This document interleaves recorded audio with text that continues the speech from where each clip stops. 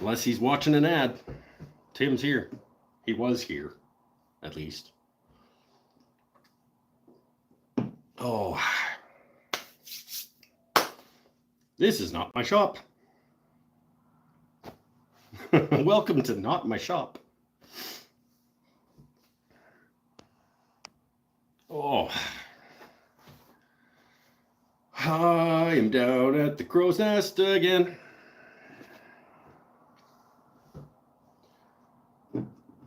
Right hand shots here.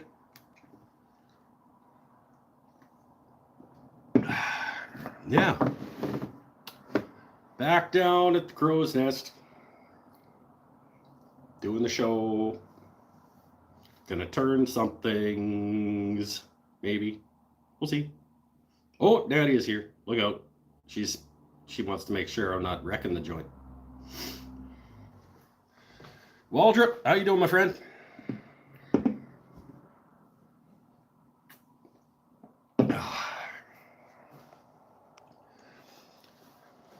Oh, yeah. Another big long day. Relatively busy. Taught a couple of things today. For those of you who have never seen the crow's nest, maybe after the class that's happening right now ends and people leave, maybe we'll go for another little wander tour for those of you who missed the first go at that.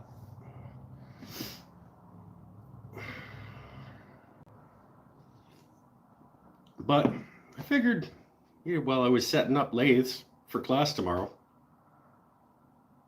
let's do the show from down here. Maybe. Got sometimes things go into garbages that they're not supposed to go into, or those garbages don't get removed quickly enough. We get a little once in a while.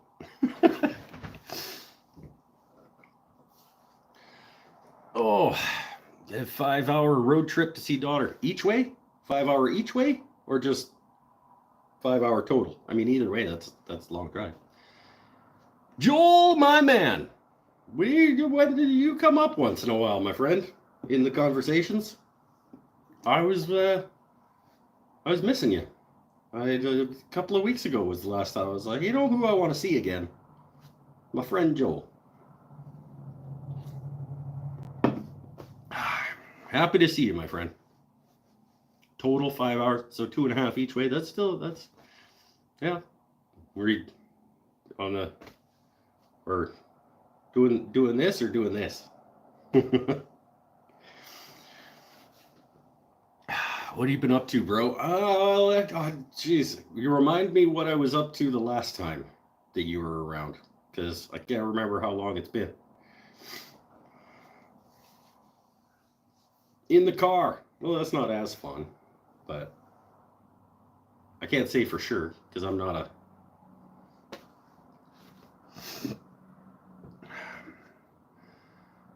Like the shirt, good game. Yeah, Zelda's a good game. I recently finished Tears of the Kingdom, which was also a fantastic game. I want to go back and play Breath of the Wild again, though. I think Breath of the Wild was a better game than Tears of the Kingdom. I'll just say it.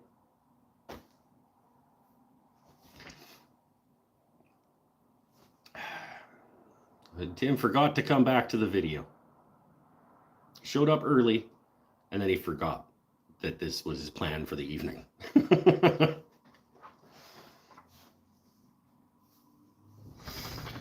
Oh, back hurts again. I went golfing on Monday with my friend Jason, and I say it every time. It's, I need to golf more or never.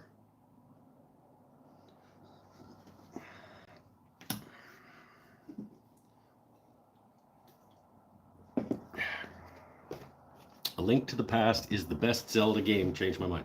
I'll be completely transparent and say that I have not played a lot of the Zelda games. I didn't play video games at all for many, many years. I played the original. I played the first couple back in like original Zelda, and then what's the one with the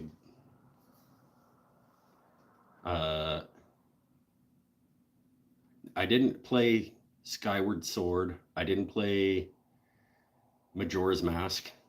I missed a lot of Zelda games until I got Breath of the Wild, and I was like, that looks fantastic. I want to try that. And then I did Breath of the Wild and Tears of the Kingdom, like hours and hours and hours and hours and hours and hours.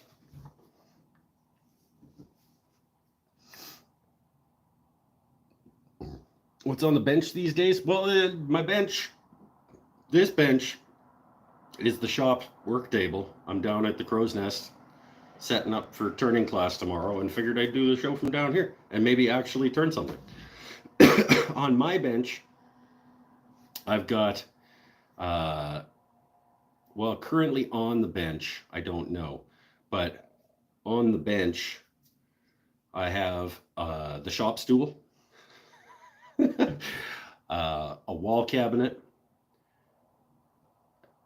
3 electric guitars,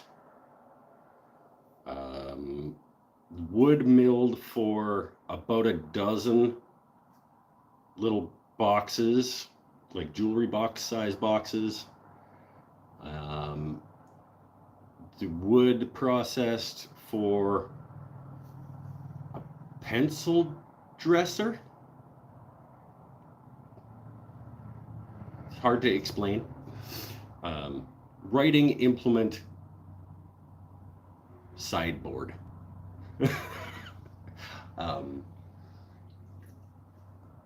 And some other things that are in the works. I'm about to take up some embroidery. Sure. Embroidery be cool. You're joking, but it's a creative outlet. Whatever helps put more beauty in the world. I'm good.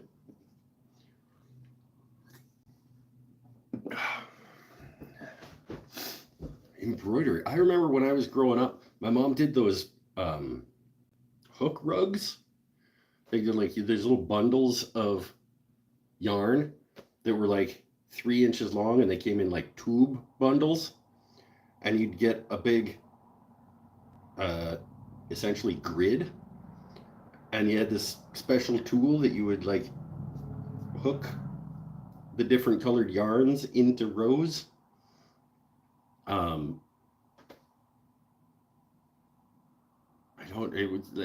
They weren't actual rugs like they hung on the wall.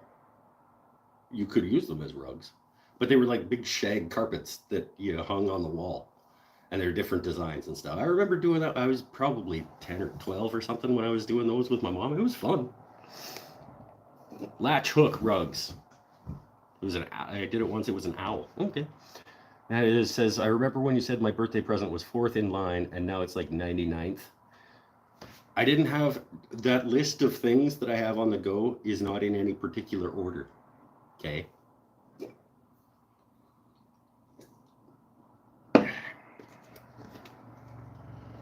And also you're 2 years behind on mine. So 2 years ago, you were like, I'm making you a birthday present.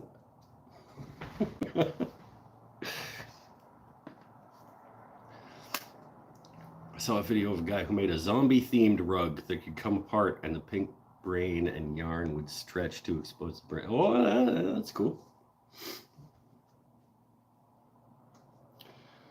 Just wish I could easily afford epoxy. Oh, I hear you.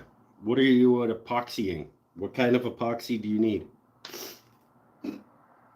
We've got, depending on what you need and how much you need, we have some good stuff here at the shop that's cheaper than it should be. And we could mail it to you. Unless it's like a pouring casting resin. If it's surface stuff, maybe when I go on our little tour, because Joel hasn't seen the shop that I work at. I'll show you the charcuterie boards that I taught today. But if you're doing like pouring, casting, like river table type stuff, that's a different beast. Nadia, we should try to find a source for less expensive casting resin. Because, yeah, we get those questions sometimes, and you're right. Like an 8-liter kit of casting resin, $300.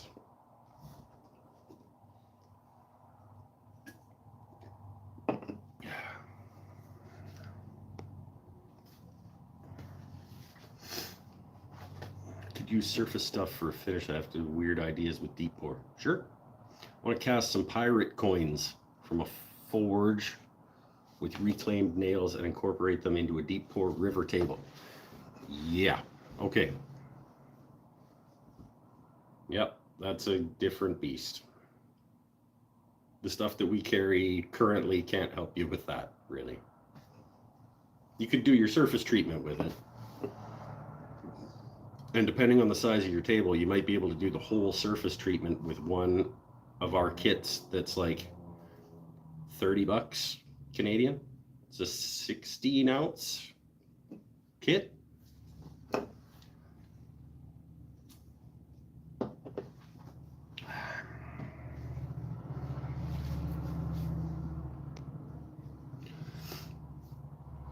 Bar top style epoxy. Yeah, basically.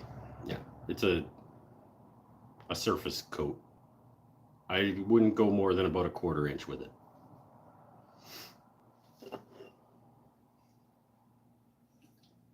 You might be able to. I have not. I should try it at some point. I should do a casting with it and just see. I think it would generate too much heat and crack itself apart.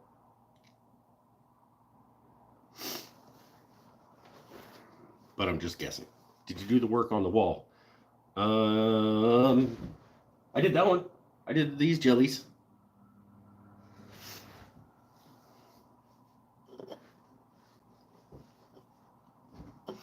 That was a party class night that I did last month. Month before. This room that I'm sitting in right now is our glow room. So we've got all the black lights and stuff in here, and we black out the windows and turn on the black lights, and then we use like phosphorescent paints and things, and we have like glow parties in here. And I did the jellyfish one for one of those.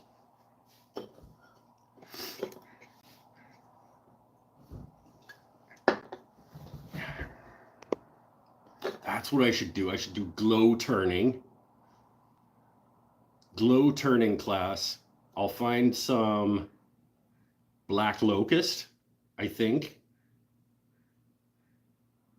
responds to black light.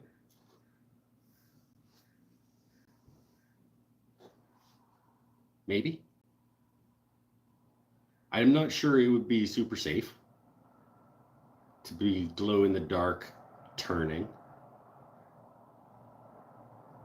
Maybe that's like level 3 of turning class, because I have the beginner turning class, which is pens and bottle stoppers.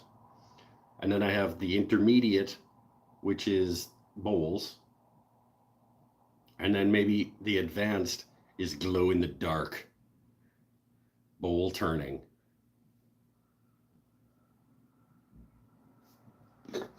I would have to. Nadia, we should check with our insurance provider to see if I would be allowed to do that. Do you think I could teach glow in the dark bowl turning?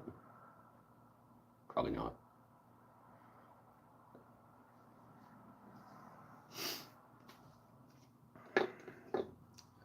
Level 4 Ashley Harwood 1-arm turning. I did some one-hand turning during the last bowl class, because I was explaining how this hand is really not that necessary. And I did a little bit of just like, so we're just riding the bevel through. Like this hand is basically just keeping it on the tool rest. So like I could take that right off, and I'm not gonna like turn like that, like a whole thing. But like when you're in a cut, and it's riding, you don't need this hand. He doesn't listen to me half the time. Oh, hold on. Let me change it to live chat. Because sometimes I miss things because of that. It's on top chat. Bad idea for sure. Nadia is just the queen of wrecking my fun. If you've taken the first 2 levels, we can try one-handed glow-in-the-dark turning.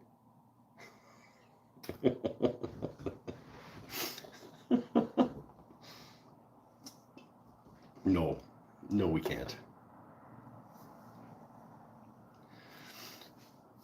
As long as for liability insurance is good. Yeah, that's what I was asking. It's like, maybe we get covered. Just give you a recipe for cheap resin. I don't want, no, that's, whatever you said is just lies. It's like a sprig of something from the top of a mountain in Appalachia. 20 grams of liquid silicone glue, 20 grams of shellac, 2, I'm assuming grams, of denatured alcohol, mixed well, maybe.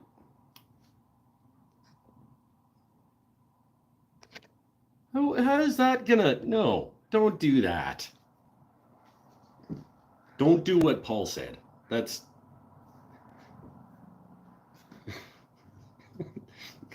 the spunk of a Bigfoot. Yeah, exactly. It's like the eye of Newt and the feather from a European swallow. Like,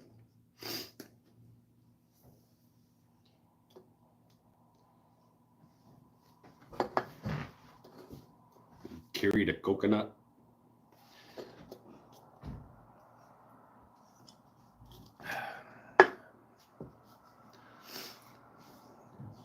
Shellac is a great fucking band. That's my buddy Jason that I went golfing with on Monday. And also Nadia's husband. The testicle of a dragon. Yeah, we just mix that in with our eye of Newt and our Bigfoot spunk and our feather from a European swallow. And we have like epoxy river table resin for cheap.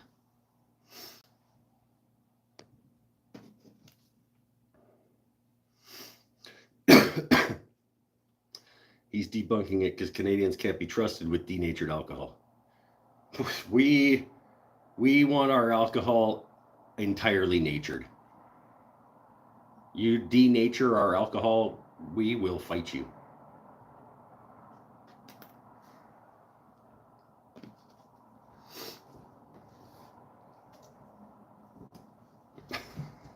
We refuse to accept denatured alcohol. Why you gotta take the nature out of our alcohol? What's the airspeed of an African swallow? It's a very good question.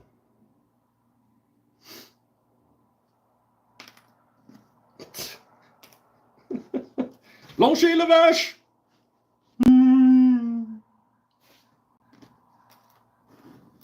She turned me into a newt! I got better.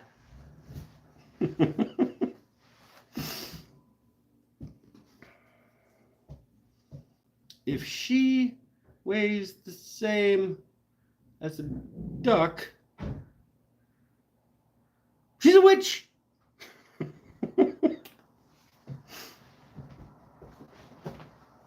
I'm not dead. Yes, you are. Yeah. Let's just do that movie all night. That'll be fun. There are some who call me Tim.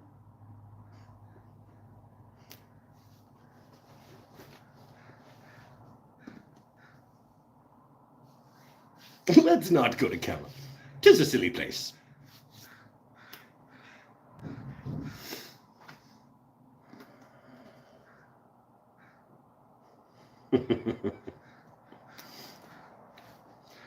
Oh, it's a little warm. I got an air conditioner. You guys let me know. Let me know if that's horrendously loud. Because this is the only room in the building that has air conditioning. Is it bad? The microphone is on that side, I think. Maybe not. Let me know if I have to yell to be heard. It's not too bad. So it's a little bit bad.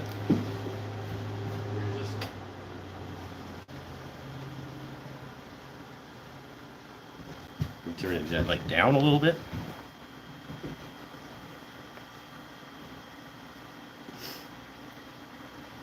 That might be okay. That's on medium or whatever. You can always move. Yeah, well, I'm kind of comfortable right now.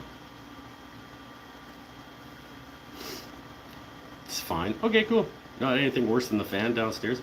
Yeah, with the 10-inch ducting that we're sucking all the exhaust out of lasers and stuff. Yeah, it's.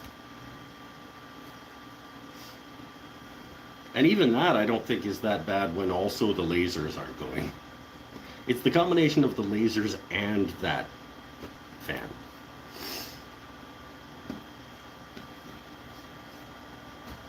Set it to ludicrous speed. It was at the ludicrousest. The ludicrousosity of it was as high as it could get a minute ago. Are the lasers pretty loud? I mean, everything's relative, but yeah. I'm gonna go with yes. They are pretty loud. They're not, like I walk away from them when I have to answer the phone.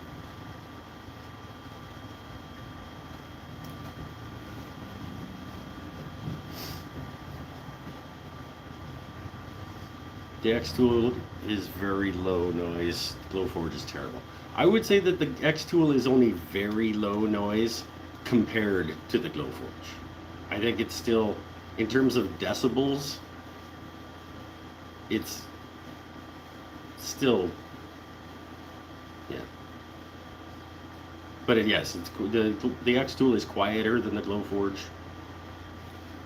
More quiet than a vacuum. Well, sure, but a vacuum is quieter than a router. Like there's degrees of quiet and loud.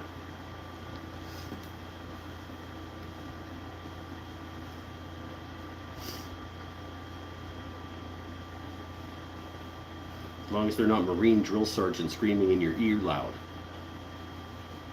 Well, yeah, that would be shit.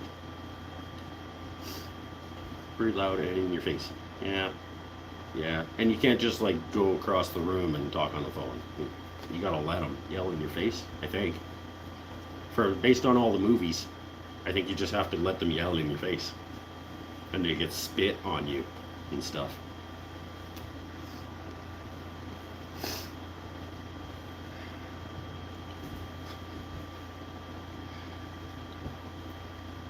Should we turn something before I go get a second beer?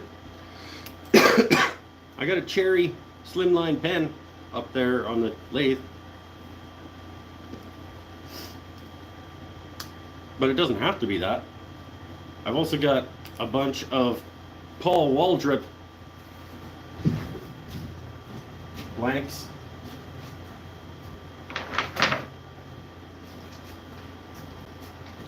I got a bunch of chunks of Paul Waldrop blanks that I could do a keychain with.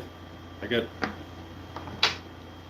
some like denim blue dyed stabilized maple. I got some dyed stabilized purple, probably also maple. Yeah, I'm gonna say yes, maple. I've got some dyed stabilized green burl of some kind.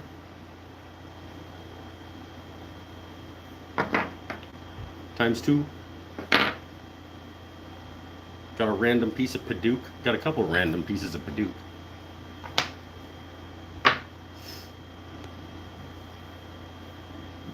Hey, Mikey B's here.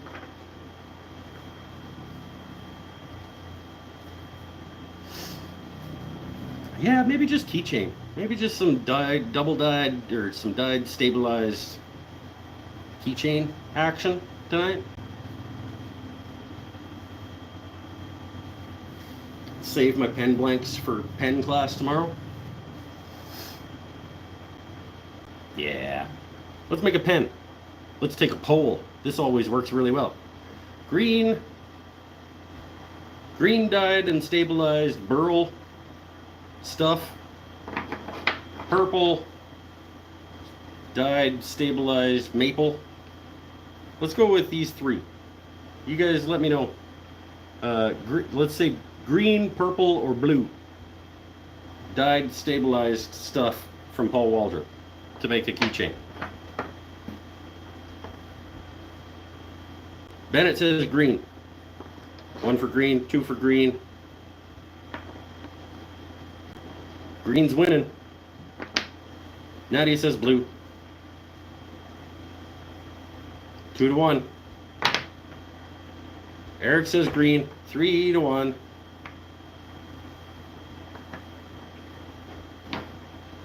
Copper turns green, so copper. It's 4 for green. Looks like green's gonna win. Also, there are 9 of you watching and only 4 thumbs. Come on. Jason says blue. All right, we're 2-4 to 0. Might as well put this one away. Green or blue, if you haven't voted yet. Denim blue, stabilized maple, or green stabilized burl thing.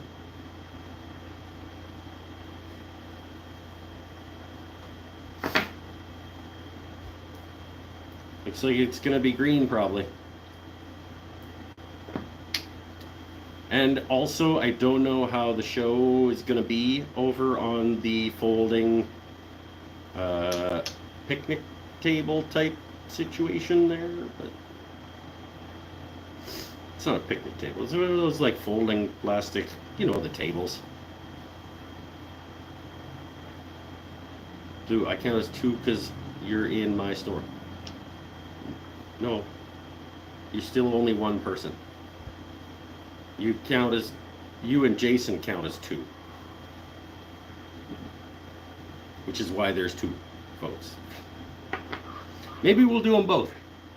Maybe if I feel like it if this one goes okay, or if this one explodes.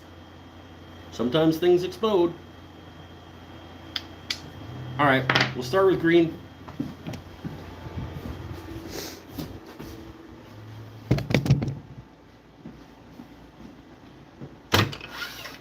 And we'll go from there. Get the cherry pen blank off of here.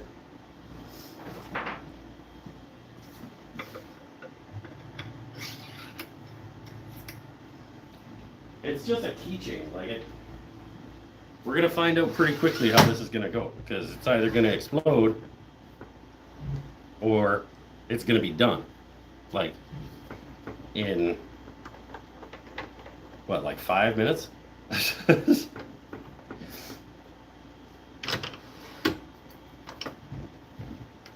Yeah, see, you guys are pretty wobbly. You're on.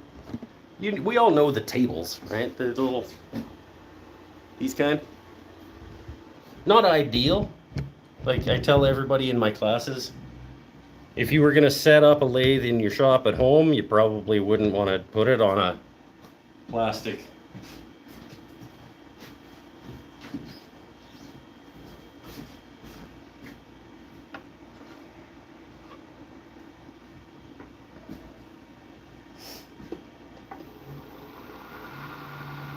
It's a premium shop table. That's right. Making a teardrop shape with a belt band through the middle. Don't know what that means. And also, you're not in charge.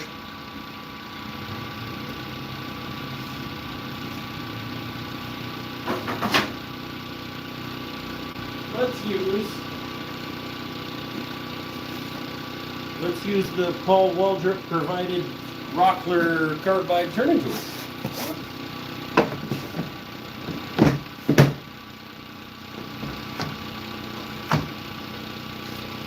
With the rubberized grippy sections.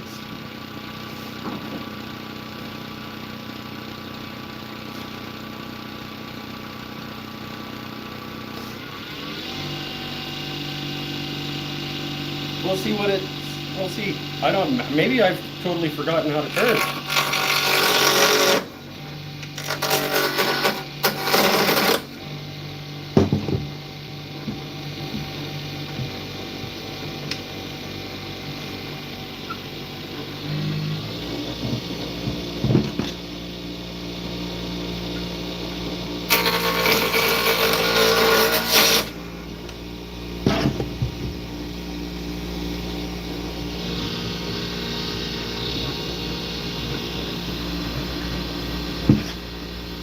Photo.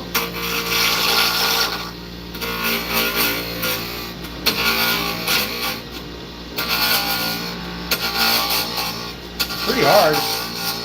I kind of forgot. I forgot for a minute what I was actually like.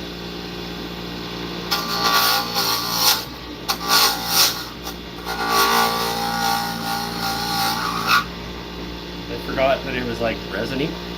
I forgot to tighten up the tailstock. Sure did.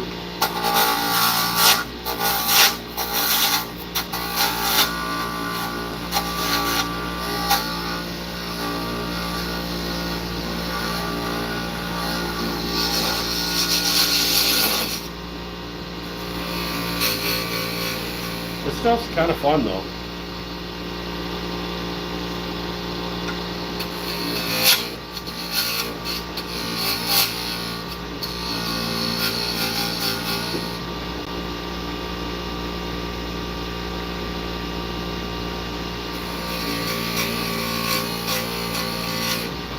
I kind of just want to turn it into nothing because it's pretty cool.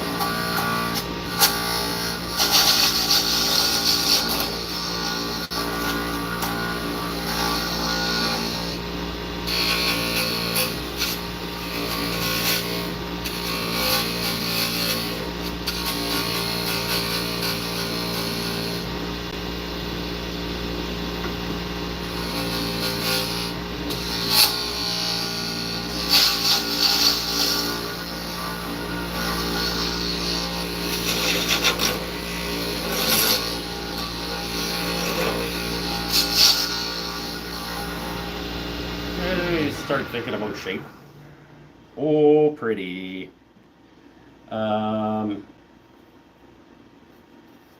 Okay, what are you talking about, Mike? A teardrop with a belt? What does that even mean?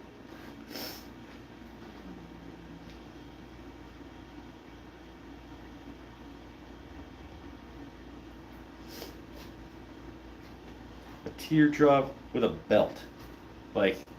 So, teardrop, like a,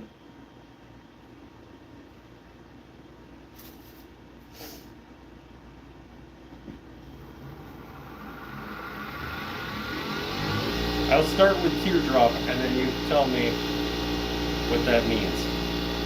Like a small flat groove around the fattest part, like teardrop shaped.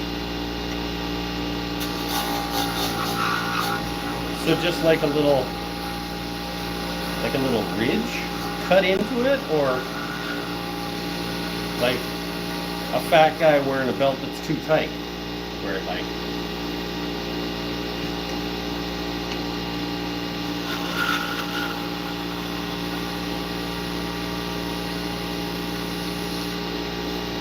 gets you your teardrop action first.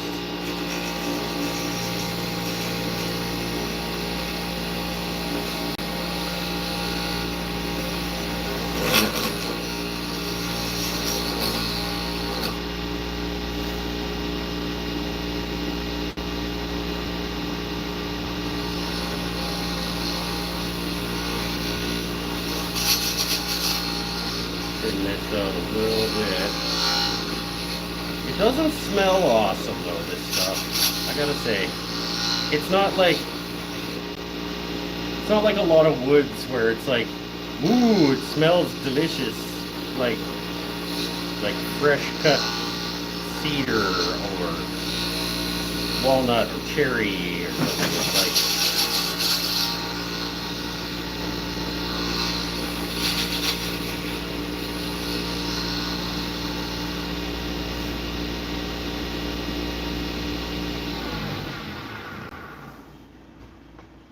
all right, there's our teardrop, I guess.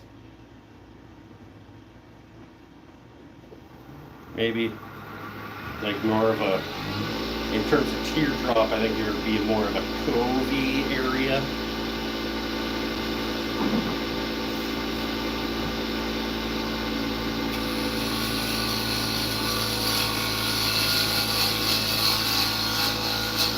And then wider at the bottom.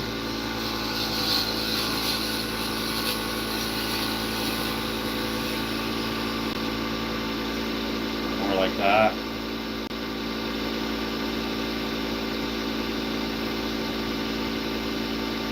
I don't know. Whatever. It'll be pretty.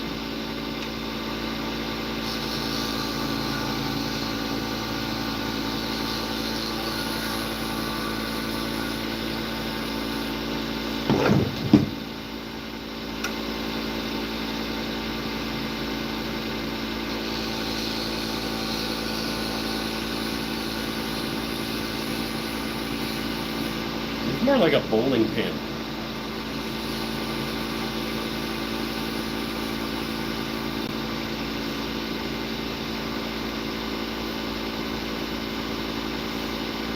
And then a flat spot.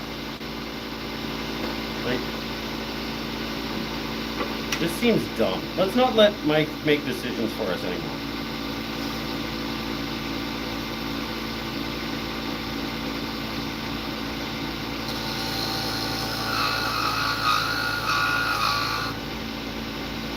Like a flat spot, like a belt. Like what?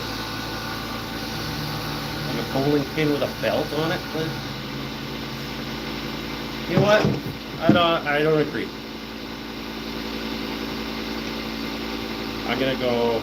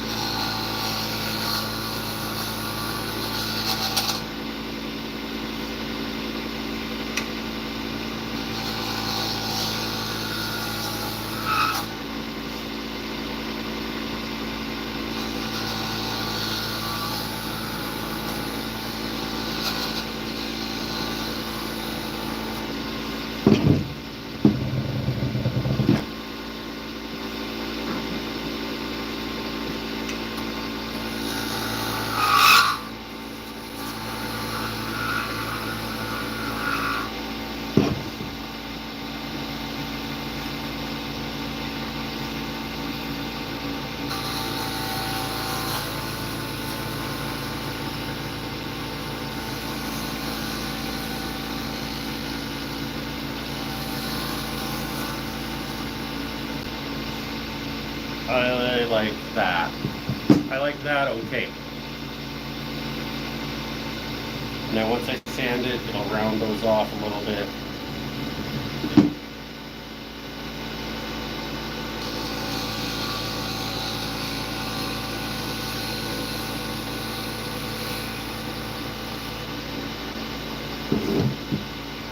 Okay.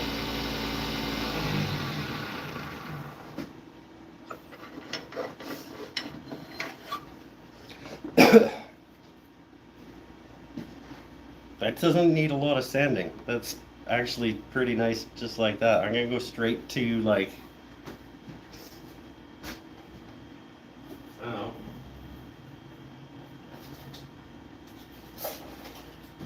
do 220.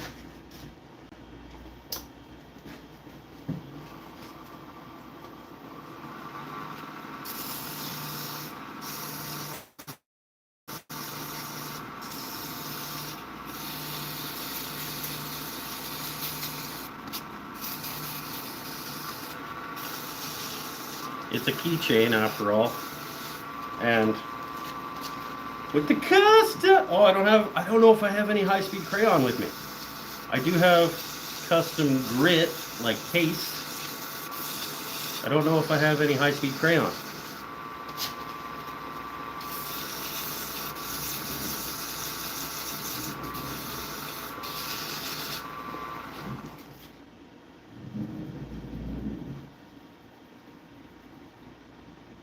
It's burl, so there's no really like with the grain.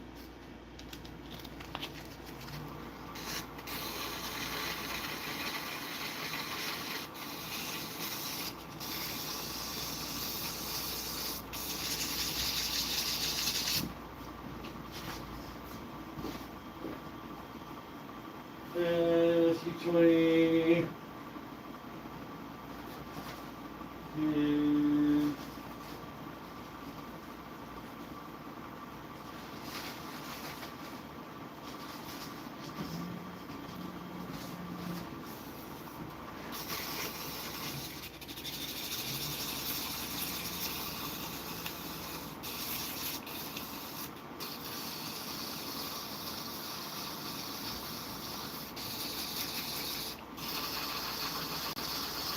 $320. We'll do like 400 and then the custom grit.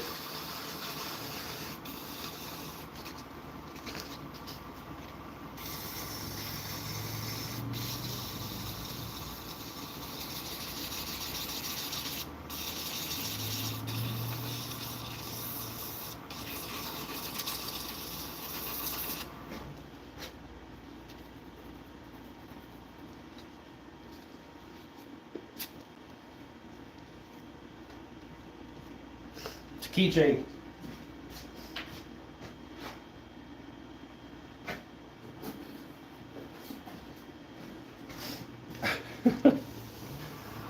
Also, we aim for adequacy on this show.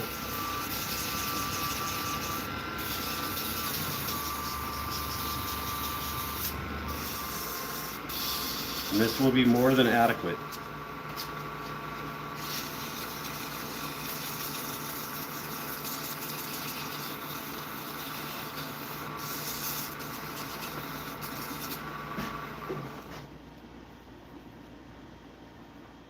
Yeah, that's nice. Okay. Custom. Oh no, I have the wrong song. What do I have? All right, I'm going straight to the custom grit step 2 because that's what I have handy.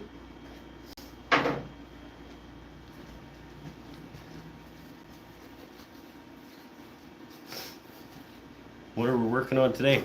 Well, I'm not turning pen. I'm turning keychains, I guess. I was just setting up the shop for pen turning class tomorrow, and figured out well, my lathes are set up, and I might as well actually turn something. A little bit of custom grit.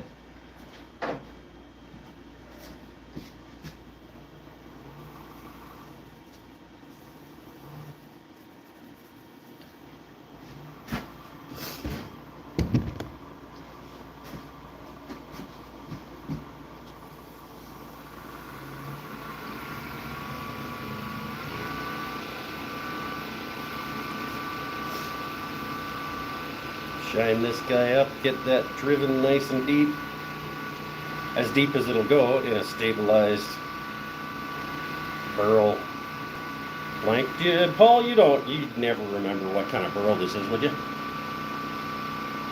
Is this that yellow cedar burl that you sent me that was, some of them were purple?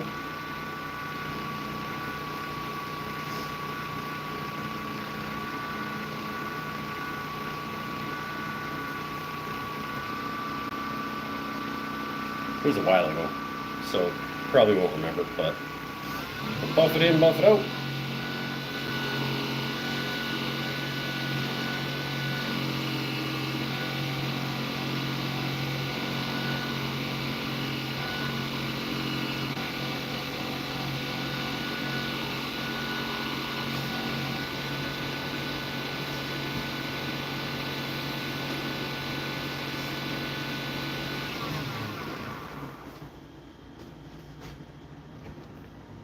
I don't know if that's gonna focus in for you guys or not. We'll see if we can't get a decent shot of it after it's assembled. It's very pretty. No, if you believe me. But it is very pretty.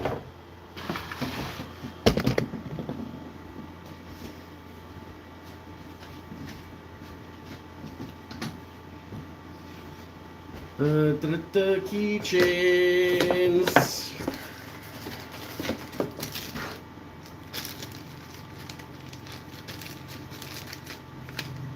I used to have keychains. There we go.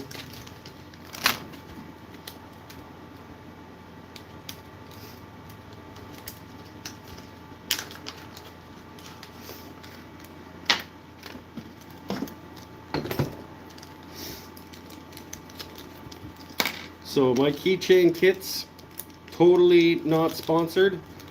I get them from a place called William Woodwright here in Canada. Penblanks.ca. I always get it wrong. Is it penblanks or penkits.ca? It's where I get most of my turning kits and things these days.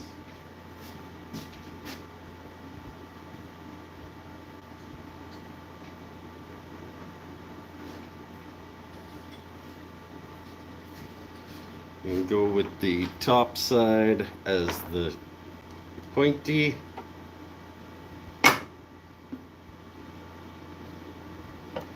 This pen press, in case you're wondering, because somebody is probably going to ask, I got from Lee Valley. I want to say at the time it was about 110 bucks. I don't know what it's worth anymore in terms of buying one. But as soon as I bought it and made my first pen with it, I said, why are you such an idiot and didn't buy one of these earlier? If you're still assembling pens and things with like squidgy clamps, the answer is yes. You should get one of these. Doesn't need to be a super fancy guy, but the efficiency by which you can assemble pens with one of these versus I did a solid 80 or 90 pens with like quick grip clamps.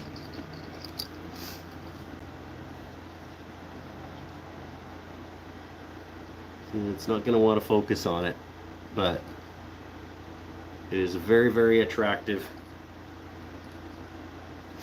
I will put a picture up, a nice photo of it on Instagram, if you're on Instagram.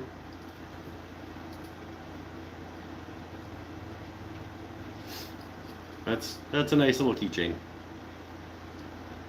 Green stabilized yellow cedar burl. Courtesy of my friend Paul Waldrop down in Plano, Texas.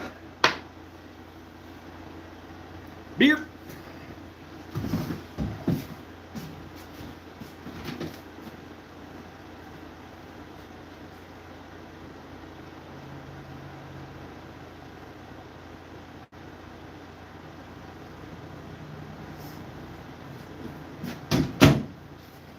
Looks like everybody's cleared out, so we could go for a shop tour anytime we want.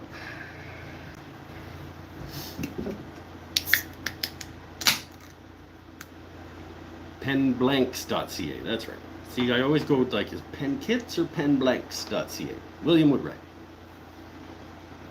Good group of people. I'm always super happy with everything that I get from them.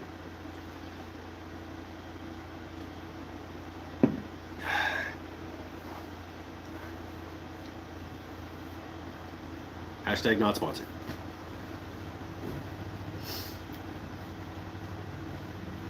Is one keychain enough to turn for a show? That's the most I've done in terms of woodworking on a show in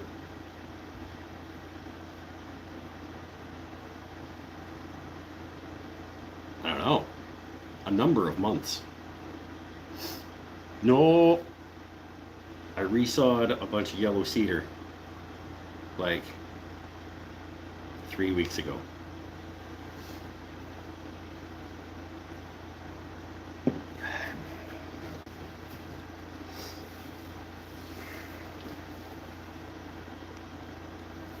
Well, yeah, why are my thumbs going down?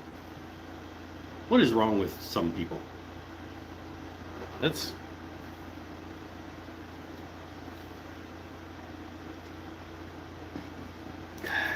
I remember you turning quite a bit when I was last on here. Yeah, but since we moved my turning classes upstairs inside, down at the Crow's Nest, the room that I'm in right now, my lathe has lived here. So I do kind of have a lathe at the house, but not one that I want to turn on. And so it's just, yeah, it's coming. I have committed to purchasing another lathe, for those of you who don't know.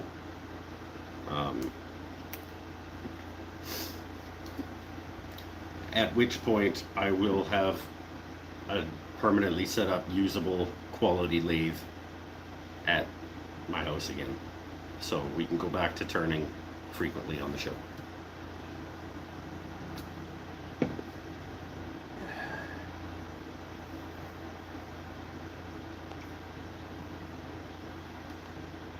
Does taping the cheap shop stool together count as woodworking? I worked the wood. Maybe. No. Because you didn't choose blue. What do you mean, because I didn't choose blue? You didn't say the first part.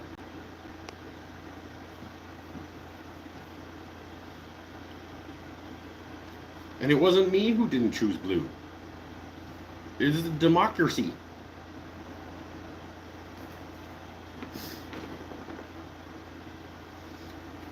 I want a treadle lathe, but I know it wouldn't be cheap or practical. Who says that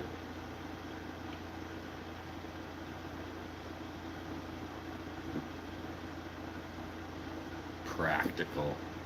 Are you going to enjoy your time on it? Because then it's practical.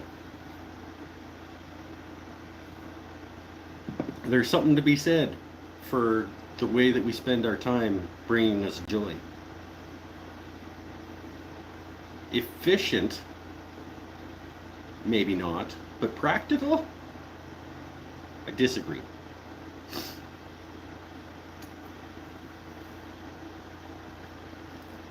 Natty is mad because you didn't turn the blue one. Well, she should have lobbied the electorate better. I don't know if I can't pay my bills when I buy it. It's true. You should probably be responsible and make sure that your bills are paid before you invest in tools that won't pay for themselves, like a treadle lathe. I think you would have a hard time. My Laguna 1216 paid for itself in probably 6 months. I think a treadle lathe would take a longer time than...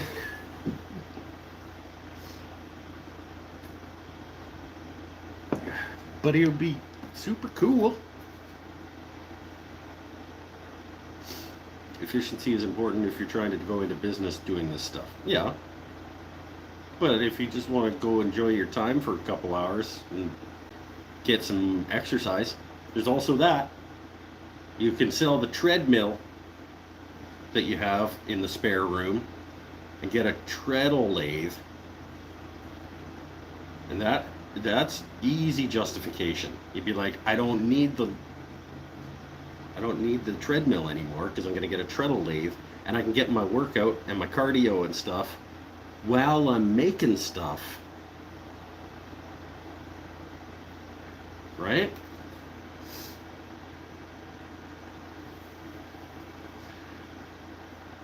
Rig the vote. Well, you don't know that there's not going to be another thing. I could make another keychain. Wait, can I? Yes? I have at least one more keychain kit.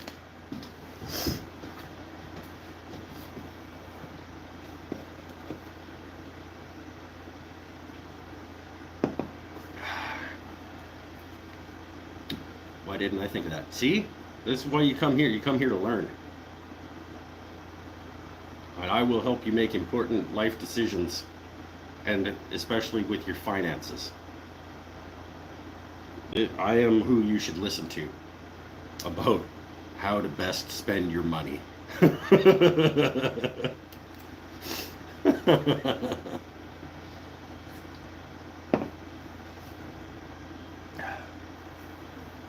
think Matthias has plans for a wood lathe. Yeah, he probably does. Exercise and run to power your lathe while handling sharp tools. Yes, absolutely. You just get the cardio going, and then you while your feet are doing this, you can, in the dark with black light and glow paint.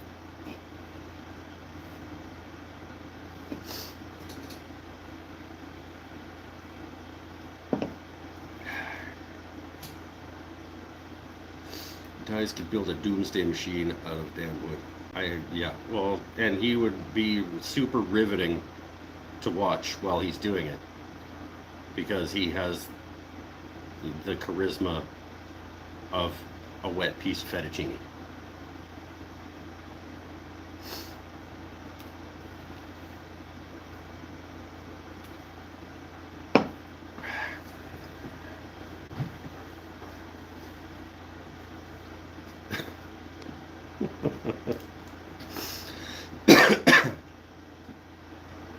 Dude's just smart AF. Oh yeah, he's super smart. He's super smart. But like, so is my dad. My dad's super smart. I wouldn't spend any time watching him do anything. He's super smart, but he's also super fucking boring.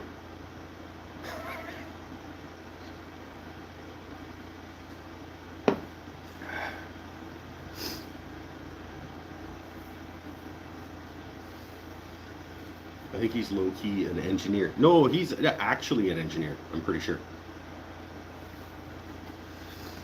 Made a deal with the Elvis guitar build to make 10 guitars. Sell them to him at a set price, and he will resell them, giving you a nice price on the builds. Well, as long as you're happy with the price on the builds that you're getting, there's nothing wrong with that.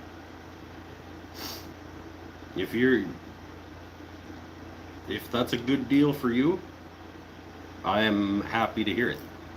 If you're like, oh, I guess I gotta make 10 guitars for this guy so I can make a little bit, and you know, but yeah, if you're happy with the price on them,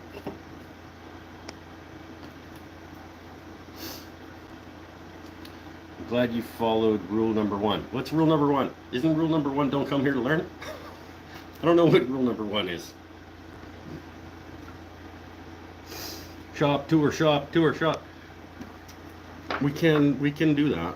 I am gonna have to go for one of my dirty smokerettes though. Put the tool on the rest prior to turning. Yes. Yes.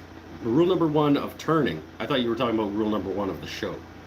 Rule number 1 of turning is always have your tool in contact with the tool rest before it makes contact with the spinning piece of wood.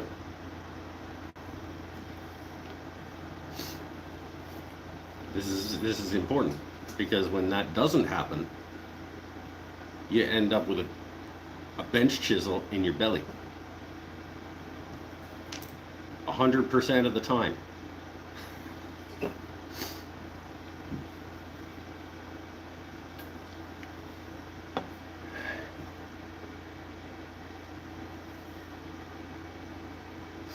We turn in the dark with one hand. Well, getting our cardio on a treadle lathe.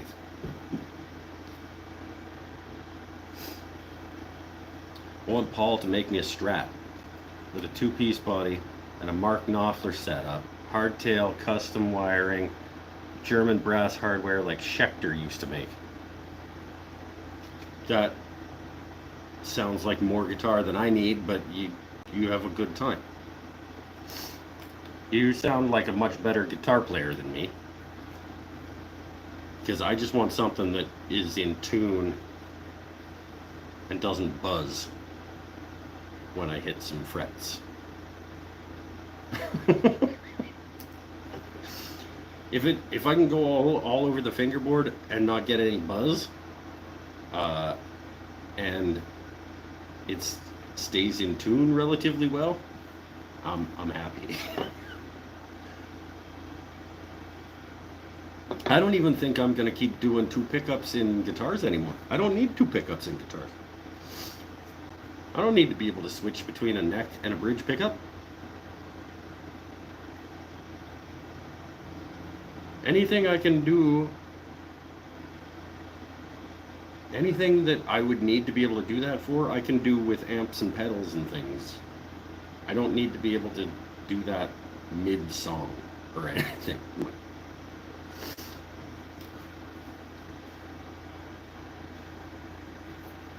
I can barely afford food, much less new tools or a guitar. Yeah, yeah, I hear you. I've heard some guitars have scalloped frets. Sounds pretty nice to me. Yeah, I guess it would be. You could scallop your own frets into your guitar. Just lowering the space in between. Like, what's going on in between the frets doesn't really matter.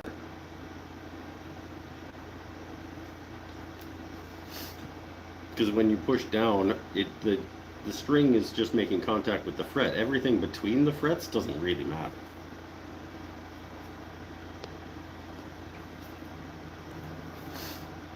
I'm not a great guitarist. I want that Dream Machine Schecter Strat. I hope that you get it one day. If that's your Dream Machine guitar, I hope that you get it. I don't know that I have one. I think I would love to have like a high-end Takamine 12-string guitar. Always wanted one of those. The last time I went guitar shopping, I was so disappointed. Like, until you get to a price point that I can never imagine paying for a guitar, like, the quality of guitars have really gone down in the sort of mid-range, the mid-price range, which I would call like a $1,400 guitar. Like, I was looking to spend, I could have probably gone to 15 at the time, but I was hoping to be between $800 and $1,000. And the quality of guitars in the $800 to $1,000 range was pretty shit.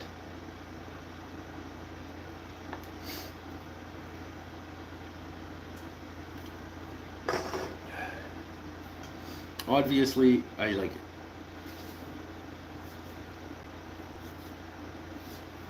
I'm also not a wealthy man, so like $2,000 guitar is a lot of money for most people. I thought I could have done a little better for 15 than I was going to be able to do on an acoustic guitar. Some of them weren't even finished. Like, I'm not even exaggerating. Like, some of the guitars I was looking at did not have finish on them.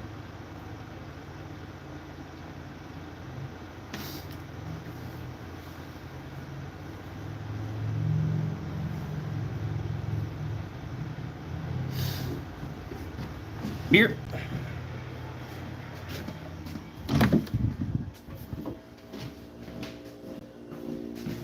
Shop tour. Go have a smokerette and do a shop tour.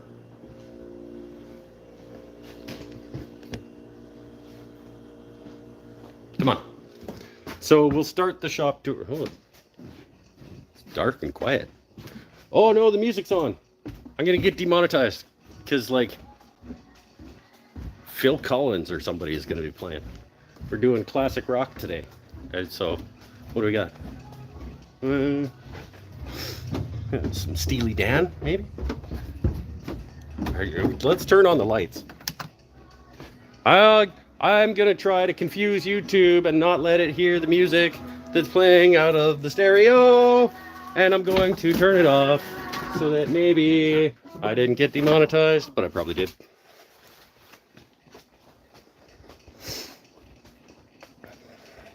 Because it probably heard that. YouTube's pretty smart. No. It's not smart, but it will have noticed that I don't own the rights to whatever was playing there. I'm gonna put you down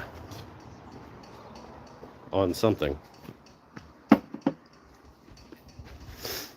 I guess I'll roll the cart back outside to put you guys on while I do Smokerette.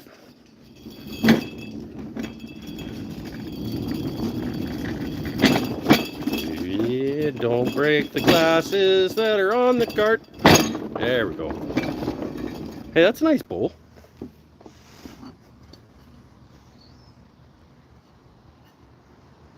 That's a nice bowl. 20 bucks? Really? That's it? Okay. So,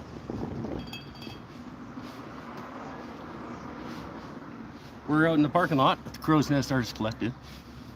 I'm gonna have my smoke, and then we'll do a little tour through the front doors and around. Did I not bring a beer? Oh yeah, I did.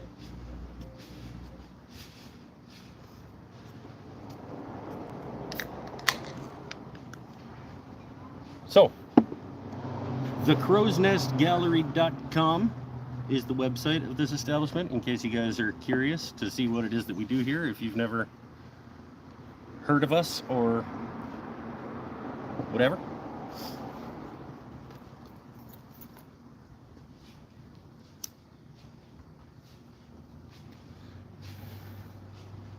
Unfortunately, Pinnell isn't here to put a link in the chat to probably the French onion soup video.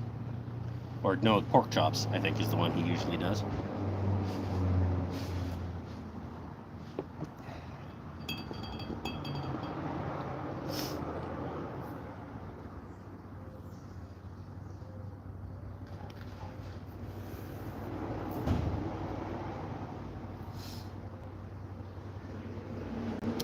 We are an art collective in Campbell River, British Columbia, but not a typical, like what you think of in terms of art collective.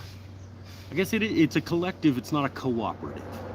So a lot of places when they form like art collectives and cooperatives and things, it's like sort of like a membership situation, or like everyone is part owner, and there's like shares and situations, and they have to put in X number of hours at the establishment in order to earn their spot on the shelf type situations. We're not that type of collective, cooperative type place.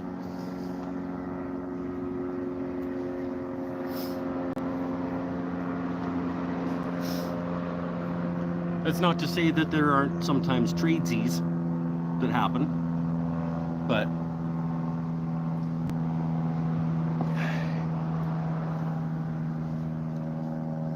I know some like makerspace type places with shops do that as well. You sort of like buy a membership, but you're also expected to put in X number of hours in terms of doing like maintenance on tools or like instruction or things like that.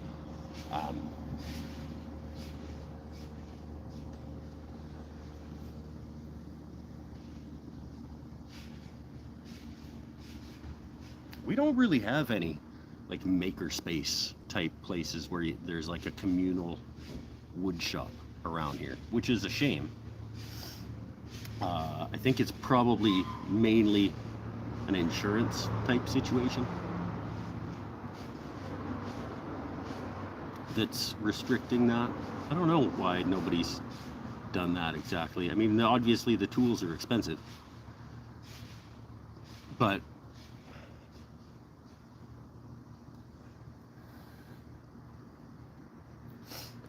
like, why wouldn't somebody set up a communal shop that they get to use all the time, and then they could also charge other people to use as like sort of a business type relationship, and encourage and grow the craft and support each other and things like that. I don't know.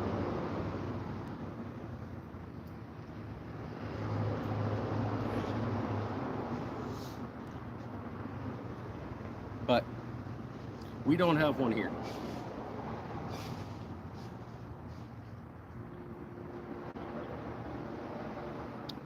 We do have the Crow's Nest Artist Collective. So at any given time, we have between 60 or 80,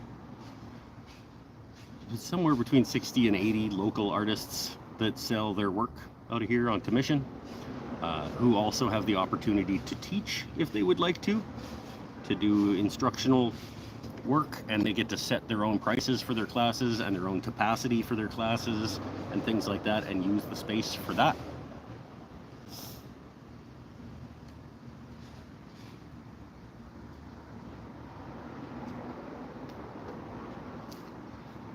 Let's go have a wander. I'll leave the cart out here because I'm gonna need to use it again. I'm gonna need to use the cart again in a little bit, so I'll just leave it parked out front. Let's go for a little wander through the shop. So just inside the front door, there's the till, the cash area. We do some people that make clothes. I got a whole lot of cards and prints and little cards and prints and things. We have an in-house potter that fills these front shelves. Won't the Campbell River homeless steal the cart? Like, people can steal from the cart. Oh, for fuck's sakes. Somebody's going to come in the 7 minutes that it's going to take me to do the downstairs shop tour and steal all of the things off the cart. That's what we're worried about right now.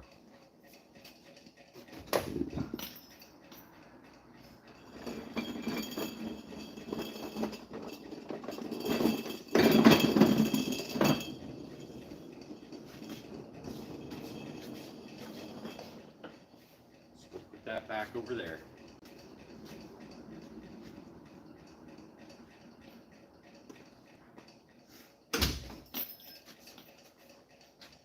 Okay. So, we have the pottery section here in the front. Don't cranky pants me. I gotta turn on another set of lights.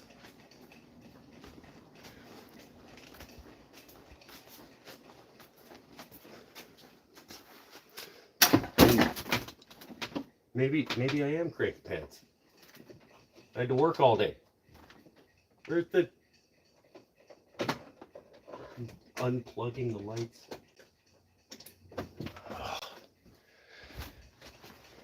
Just hit the switch on the power bar. You don't have to unplug the lights. Okay, so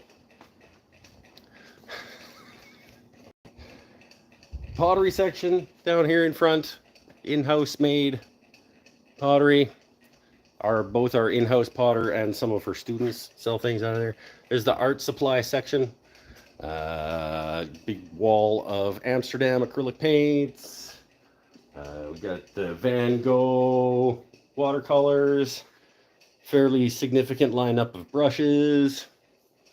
We got some block printing type stuff down here. These are all our in-house kits that we make here with the laser and these all have like YouTube videos, links and stuff that go with them. You can order these and sort of follow along with the instructor. Pens and pencils and acrylic markers and things. wood cradle boards, canvases. It's the golden section. Many, many more art supplies. So this sort of front, I would say quarter or so of the downstairs is all the art supplies. We have handcrafted like hot sauces and barbecue rubs and things like that. Freeze-dried candy, locally made. It's a cute little sort of gnome houses. The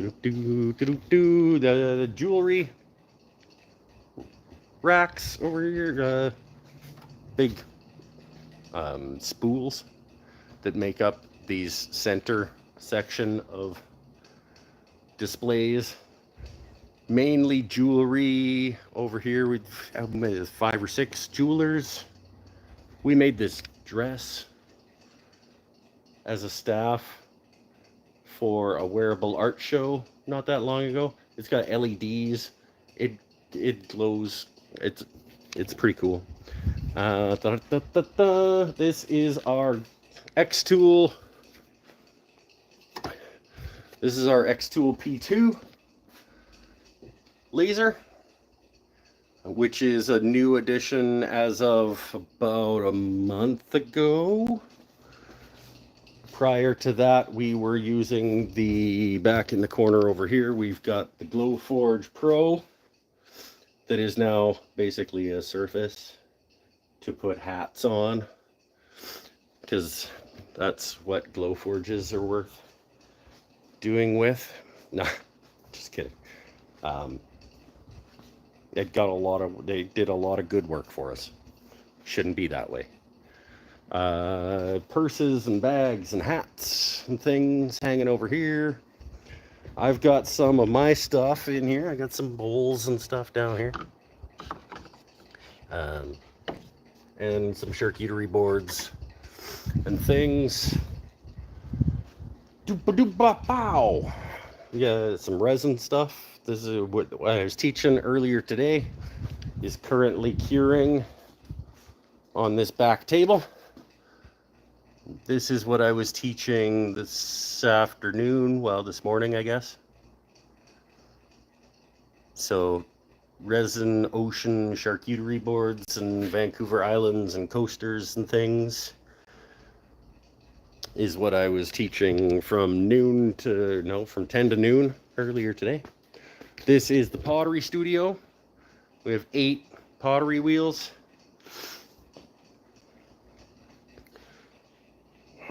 Back here we have many, many more handcrafted artisan fantastic goods. Sort of like the witchy section, pagan-y section, I guess. This guy makes cool little polymer clay critters.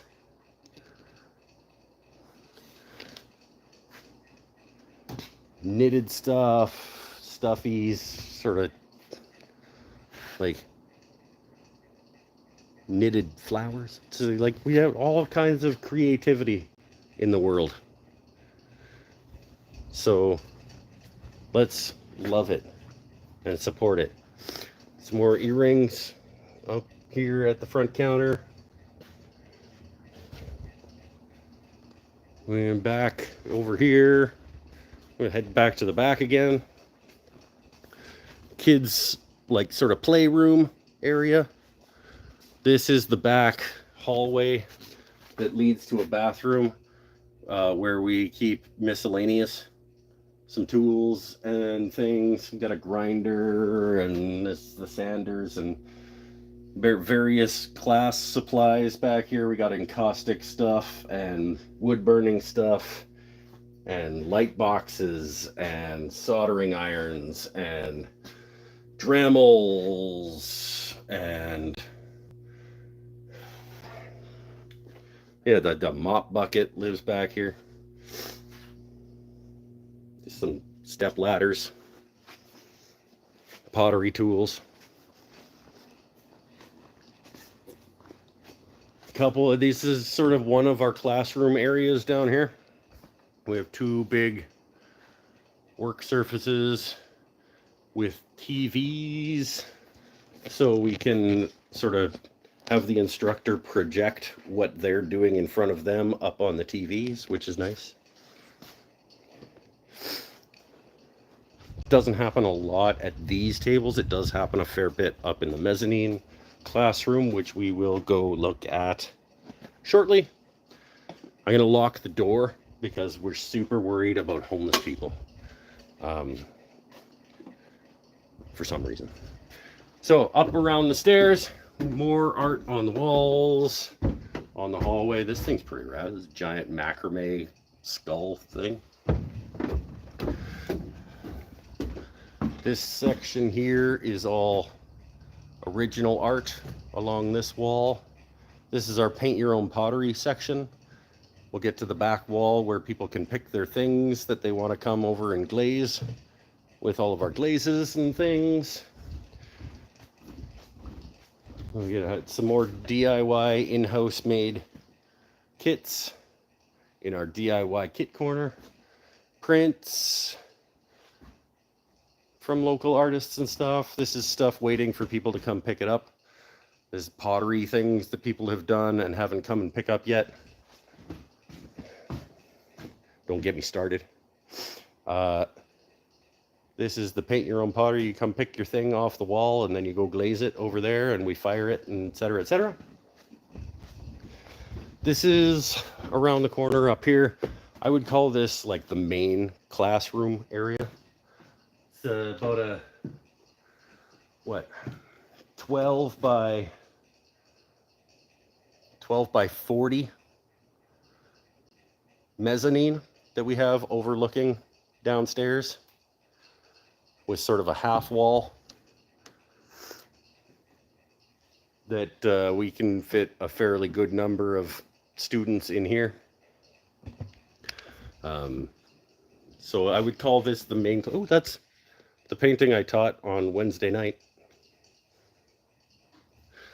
So this is the main sort of classroom area, and then in the back here we have a whole lot of more art supplies and things, piles of canvases that are in various states of done. Samples and examples of various classes that we've put on.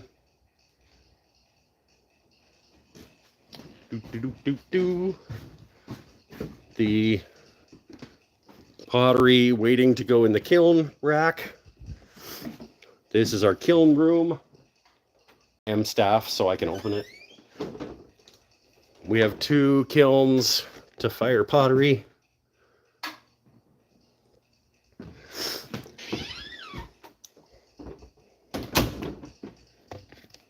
And go in through here. We have a full kitchen, stove, couple of fridges, sinks, and et cetera, et cetera. Bathroom just off the kitchen here. And then back into where we started our show in what is called the glow room, which right now is not glowing because it is set up for turning class tomorrow.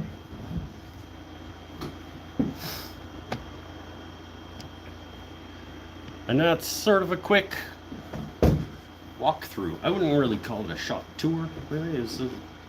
We didn't talk about all of the things, but yeah, this is my workplace. This is the establishment where I am employed.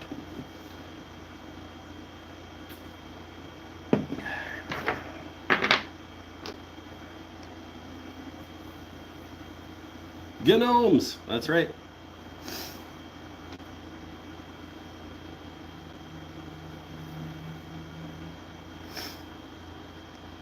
Talking about how much the laser was. Yeah, it wasn't inexpensive. But if you're using it to make you money,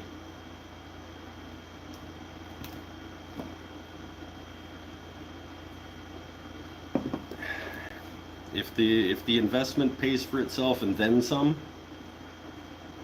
you know, We do a fair bit of customization work, and we sell, like I said, we sell our own like in-house line of art kits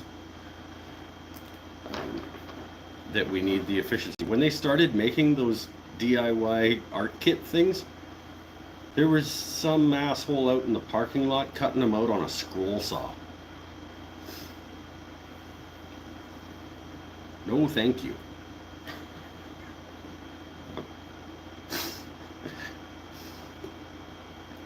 The person was not an asshole. I didn't mean that. But like,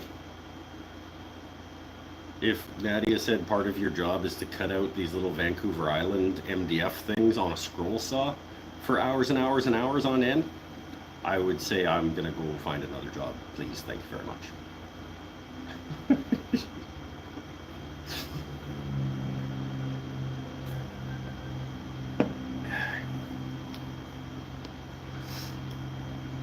Things must be pricey to have to pay for everything Mike breaks. I don't break that much.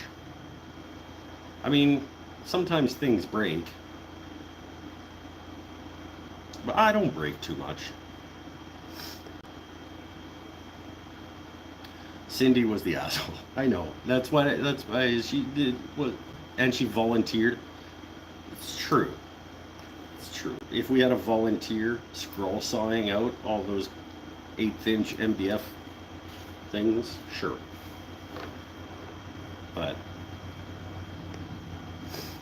didn't know you had a scroll saw. I don't have a scroll saw. Nadia has a scroll saw. It's down in that back hallway. It's underneath a bunch of stuff.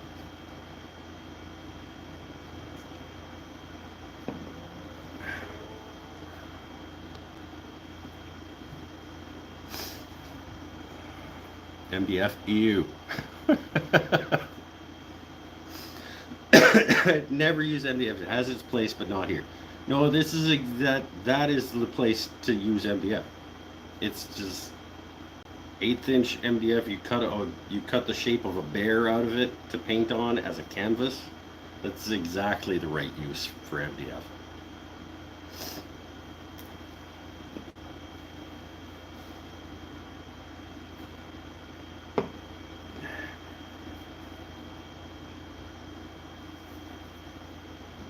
As a surface to paint a landscape on? Absolutely.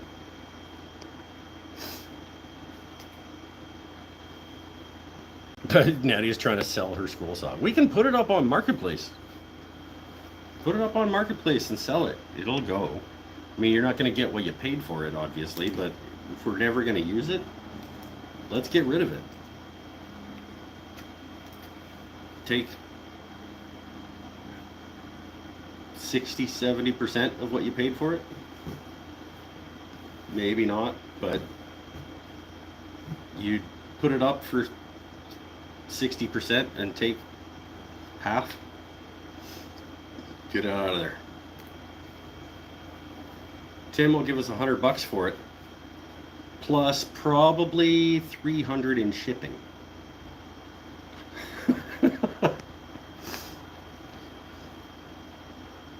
Paul's got a Rikon scroll saw? I didn't even know that Rikon made a scroll saw. Hello from Quadra. B. Watcha. That is Brandon. Brandon. Who is the source of my soon-to-be new lathe.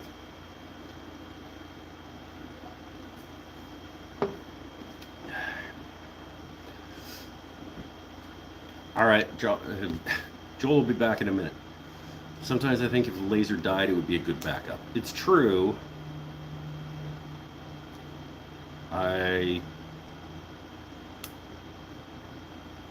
Honestly, I think you'd be better off paying me to go home and use my bandsaw for most things. But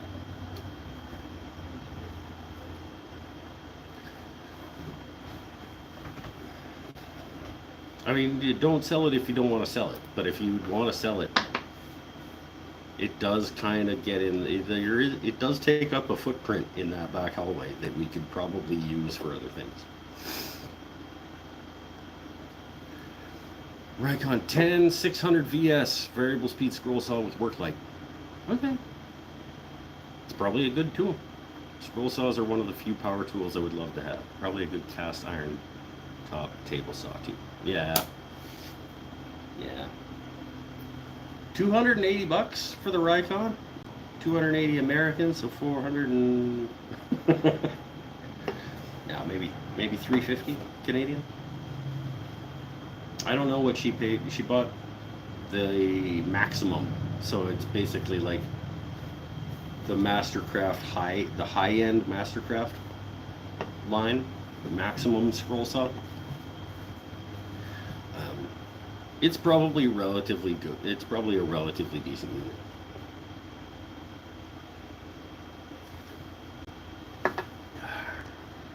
Brandon, how are you, my friend? I was spinning earlier. I was making Keychain because I'm setting up for pen turning class tomorrow. And I thought, why not do the show from down here? And I have two Rikon tools, the scroll saw and the slow speed grinder like mine. Yeah, I have the grinder, I have the 10-326 bandsaw, I have the 12.5-inch helical head planer, and it's not mine, but the shop has the lathe. It's right over there. There's a Rikon lathe over there. I like Rikon as a brand and as a company in terms of the quality of work that they put out into the world.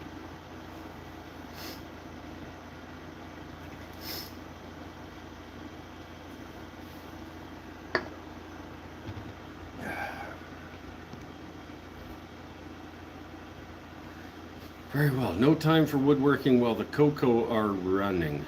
I don't know what that means.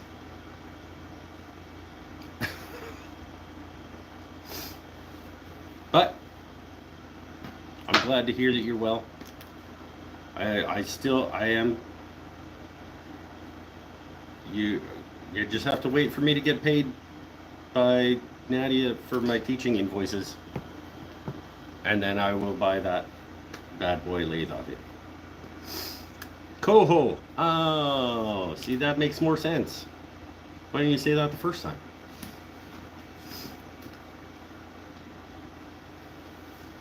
I have the 30-inch Delta. 30-inch what? What? Scroll saw? That's not a thing. 20-inch. Scroll saw? Delta scroll saw? 20-inch? Yeah, okay. Yeah. Like 30-inch scroll saw. It's impressive.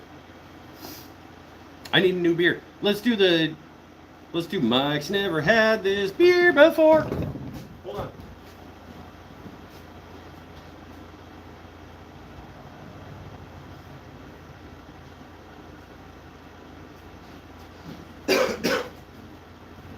Okay, so this week's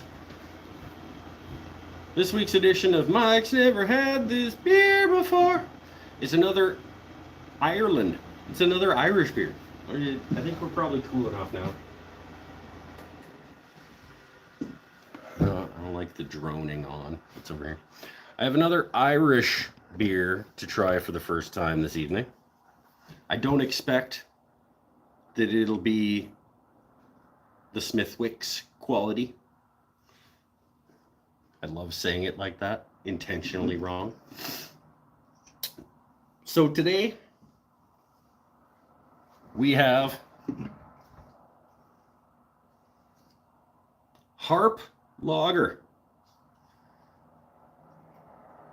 brewed in Ireland. Know nothing else about it other than its nice, tight, slick can. I do like the simplicity and the color. This color is fantastic. So aesthetically, this is pleasing to me. Nice and simple. Classy colors, even the color of the aluminum. Like, I really, really like this.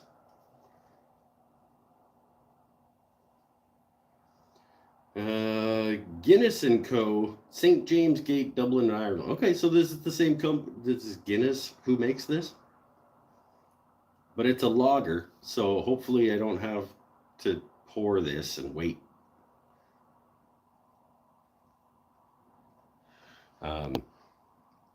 So I bought a Guinness.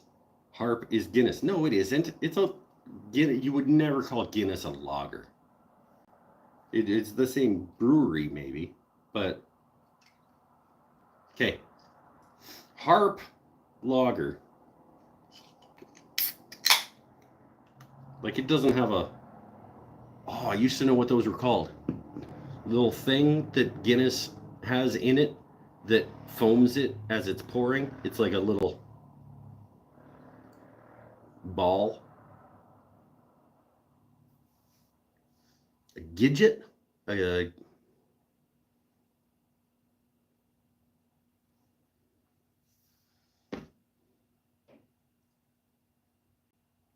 don't remember what it's called, but it floats, and then as you're pouring it, it like spins and like aerates. Anyway, widget. Is it a widget? All right. So Harp Lager from Guinness, apparently. I'm quite happy with the aesthetics of this beer, actually. Let's give it a go.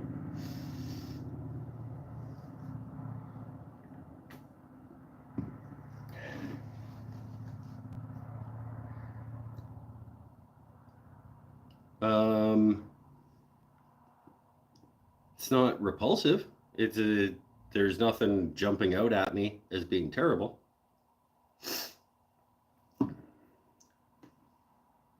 Kind of blah. Kind of like, where is the interest?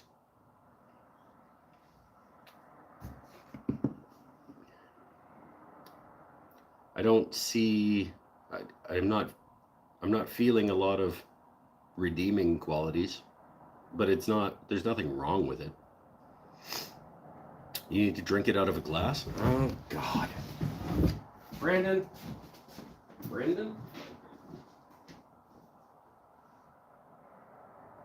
We don't have a lot of glasses here, my friend.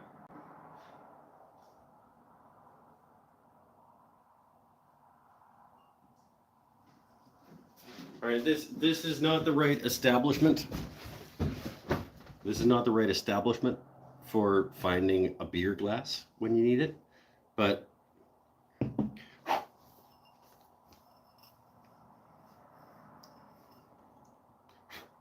I have to drink it out of a glass, I'll drink it out of a glass. At least that'll let me check the color too.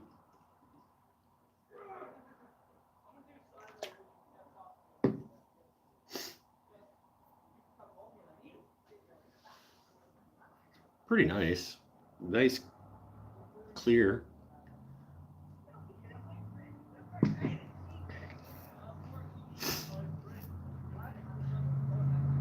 It's fine. There's nothing wrong with this beer. It's just a nice, light, crisp lager with nothing unpleasant happening.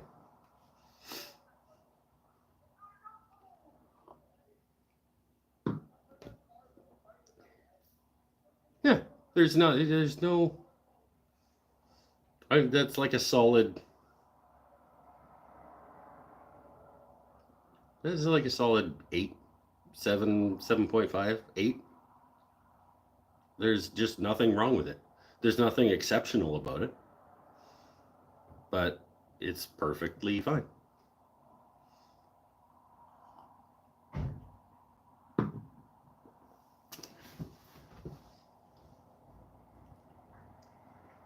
Some nice undertones of pleasantness, but yeah, perfectly fine. Would I buy again? Maybe not at $4 a can. Certainly when I would compare it to Smithwick's I know how much Tim loves it when I call it Smithwick's red ale or whatever it was for the same price. No, I wouldn't buy this again. But if I just got done mowing the lawn and I was all hot and sweaty,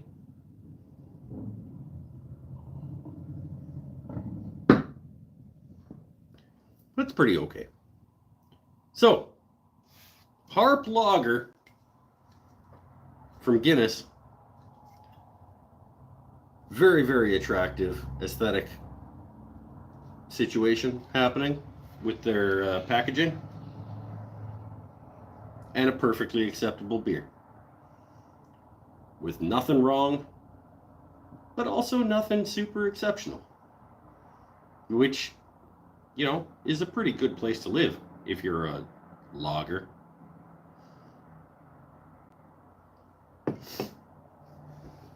Yeah, nothing wrong with that.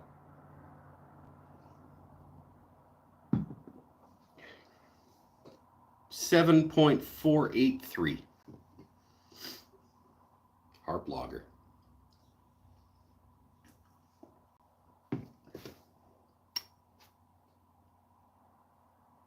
Yeah.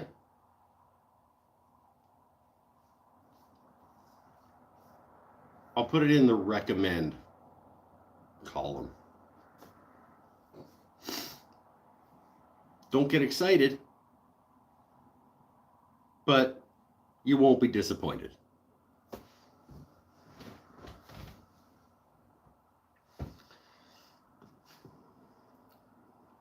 It's more fun when you're struggling to get it down and making faces. Well, yeah, sometimes Mike's never had this beer before. It does not work out well.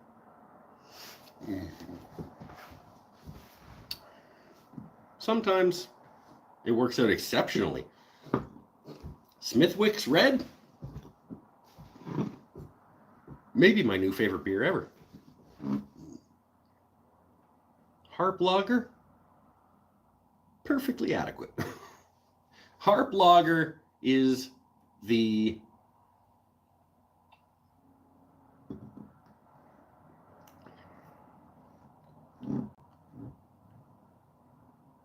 Harp Lager is the genesis of beer.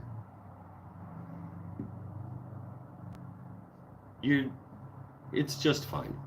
You're not going to turn it off. You're not going to change the station.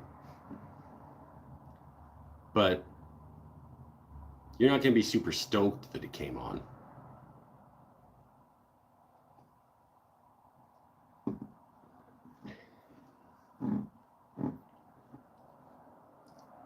Maybe it's a little better than Genesis. It's the U2 of beer. It's like you're enjoying it to a point, but you're not gonna change the station when it comes on. But there's not really that much that's exceptional about it. That's not true, because there's a lot of U2 songs that have a lot of exceptional things happening in them.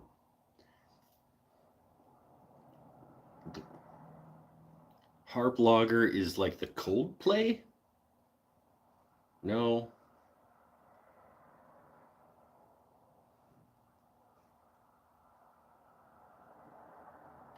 It's fine. It's fine. I don't know why I'm trying to think of a musical equivalent. Like, you wouldn't hit skip or change the station when it came on, and you're going to be okay with it while it's on, but you wouldn't intentionally pick it to put on. Who is that in the musical world for you? Let me know. Who is that band and or musical artist that you're like, I'm not going to change the station, I'm not going to hit skip, I'm going to enjoy it while it's on, but I'm not going to intentionally pick to put that on?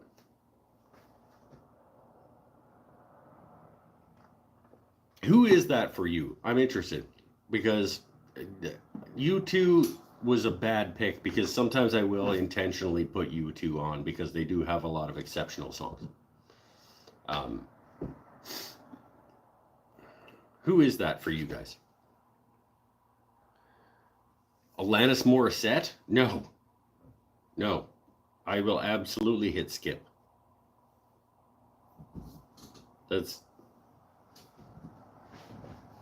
I mean, yeah, no, that's not.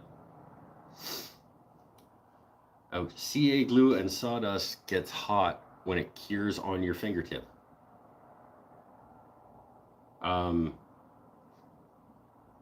So let's just real quick, we'll just do a quick aside for my boy Mikey B here and talk about why he's getting CA glue and sawdust curing on his finger.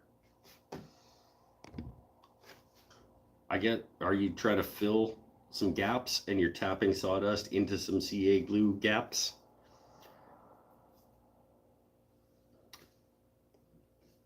And also, what kind of CA glue are you using? Because I do not have that problem with Starbond. Hashtag not sponsored. Even though they do support me by sending me free glue. And I do have an affiliation with them. They don't pay me to talk them up. But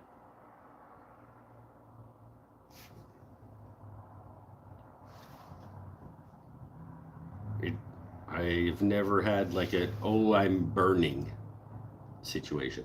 And I have used Starbond glue to tap in sawdust into gaps. So I've had sawdust and CA glue curing on my finger before. And it's just like, oh, I'm going to have to pick that off later. GNR. Yeah, that's pretty close. That's pretty close. There are sometimes I would intentionally pick Guns N' Roses depending on the song and the mood, though. Like once in a while, Guns N' Roses is an intentional selection.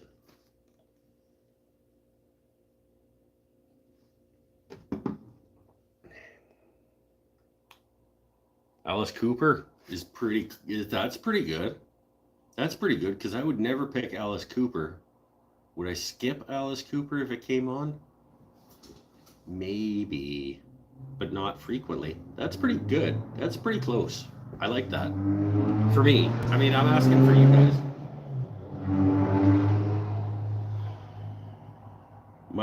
Mikey B is going to know who that was, probably. I didn't see it, but just from hearing it.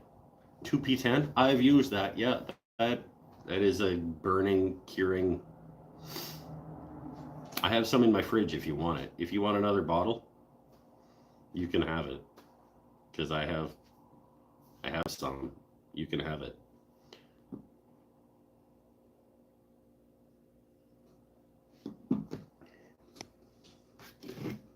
(2P10) cyanoacrylate glue is the Harp Lager of CA glue. It's fine. It does what it's supposed to do.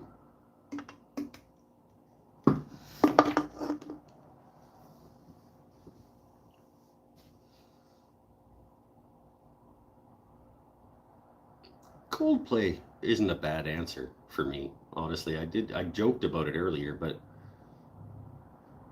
I wouldn't skip Coldplay, but I don't know that I'd ever pick Coldplay. No, it's not true. They have a couple of songs that I do actually quite enjoy and would intentionally put on. So that's not accurate.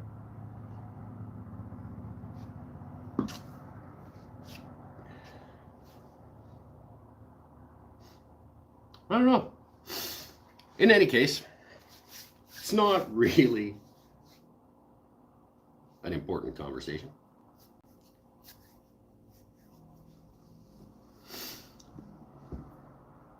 Definitely skip. Coldplay? You listen to Coldplay all the time here at the shop. comes on and you don't go over and skip it. So that's lies. You just lied out loud on the internet, and I have proof. Because it's not a definitely skip. You don't go over and skip it when it comes on. So I know for a fact that it's not a definitely skip.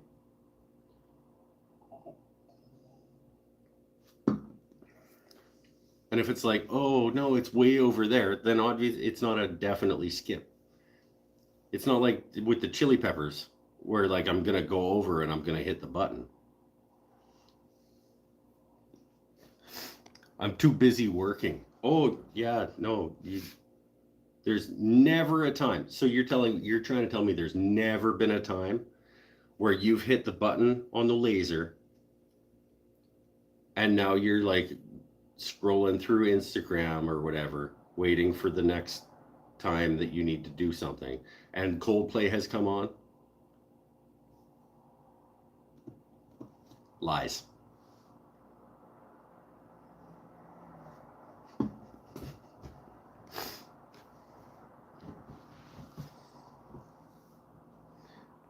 What's going on? Good. Ankle not broken, but tendon is torn. So still surgery, but only 2 weeks in a walking boot instead of 2 months in a cast. Okay. Yep.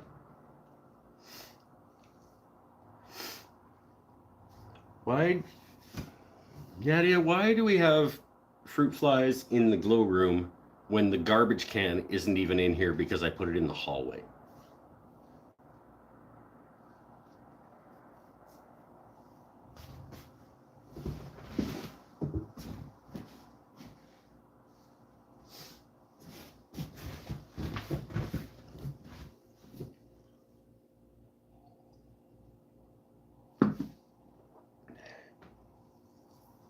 Mike drinking from a wine glass.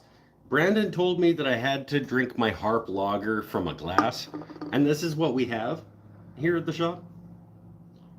Sorry.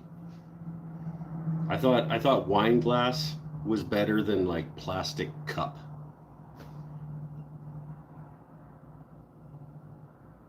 I tune them out in my mind. Oh, okay. The Harp beer is calling. That's not. I don't believe that's the case.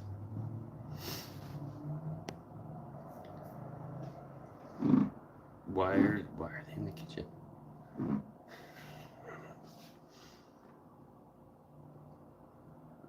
Who can tell with fruit flies? They just.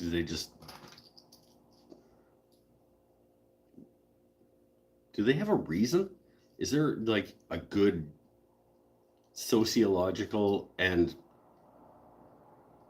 environmental, ecological reason that we haven't exterminated fruit flies yet? You know what I mean? Like, okay, so we don't like mosquitoes, but we've determined that they are actually really good for the planet, despite them killing more people than any other bug. Fruit flies? Have we determined whether or not they are of value to the planet?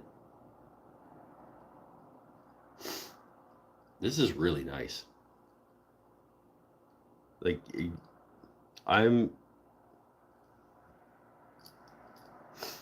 Paul doesn't anymore. I was going to say, Paul does some good work stabilizing blanks, but he gave that up because he's a huge quitter.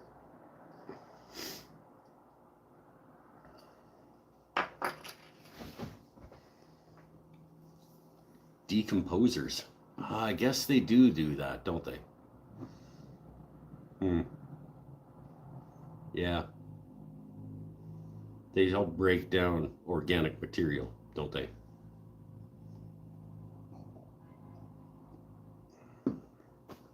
That's fine then, I guess.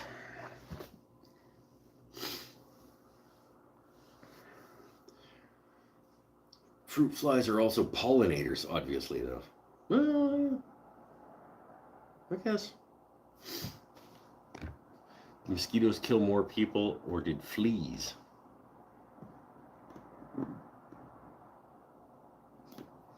Black Death killed almost 100 million in Dark Ages. I don't have the statistics on that, but I think now, like in total throughout history, I don't know. I think mosquitoes would still have a strong argument. But I think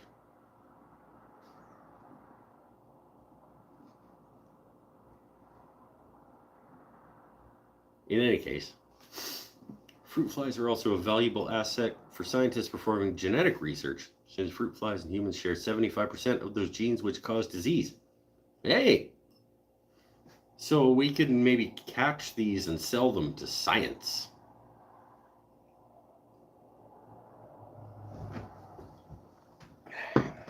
That'd be cool.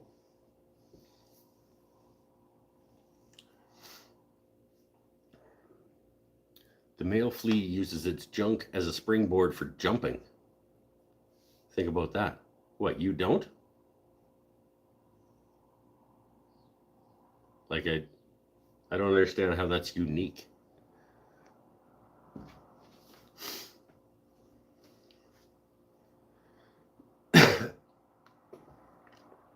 Perfect for genetic studies.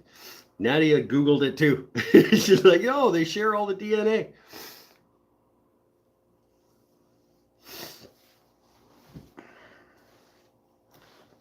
Their short lifespan is also amenable to examining changes and mutations that can occur between birth and death.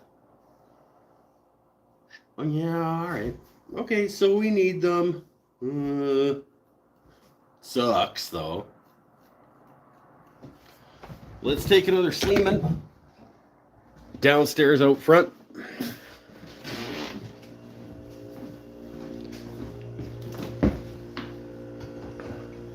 I have another smokerette.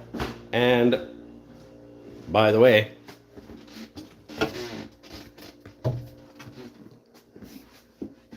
I did bring my guitar.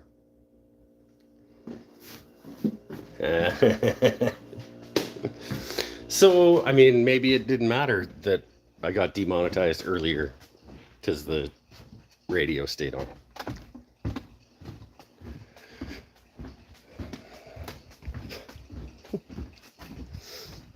Because I get demonetized every time I play guitar.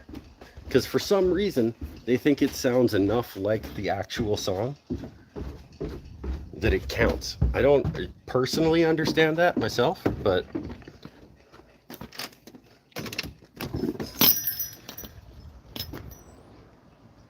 gonna hit the hit. Oh yeah, no, Paul's like, oh shit, he brought the guitar. I'll get the damn stand again. The car outside.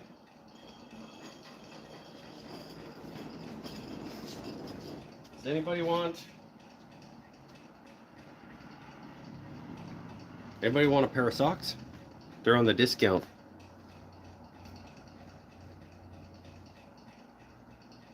You got nature footprints on them. They're on the cheap trolley.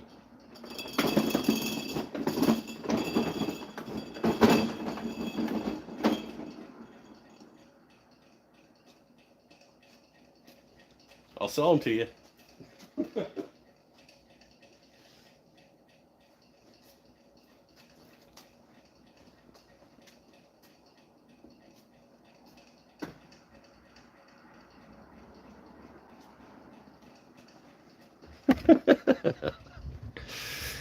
Oh, these are fun shows. I should do the Crow's Nest show a little more often. It's pretty fun.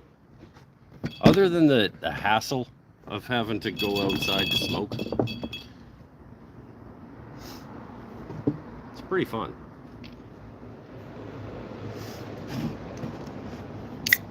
I mean, I do that at my house too, but it's just like I could stand up and just kind of shimmy over a couple of feet.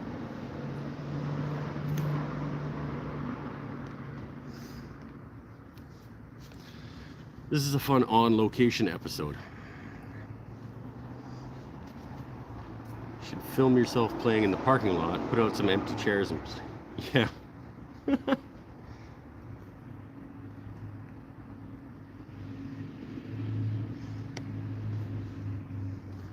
Like the painting on the flowers on the wall. The field of flowers. I'm gonna guess that you're talking about my friend Megan Evans. Up there?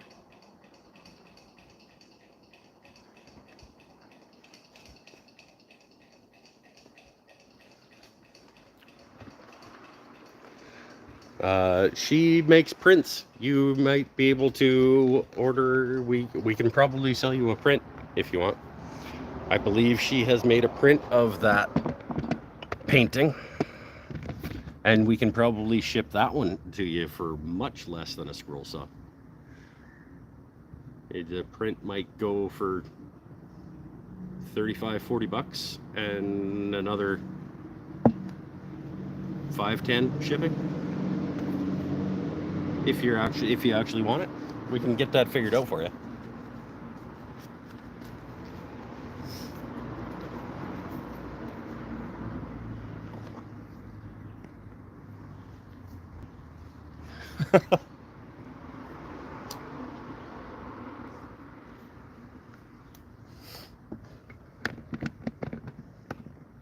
Yeah.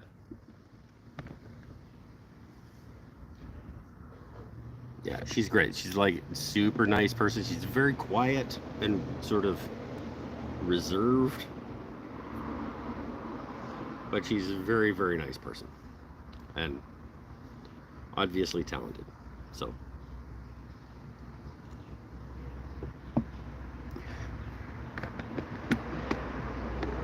you can find her on Instagram at, I don't know off the top of my head, Megan Evans Art or something along those lines.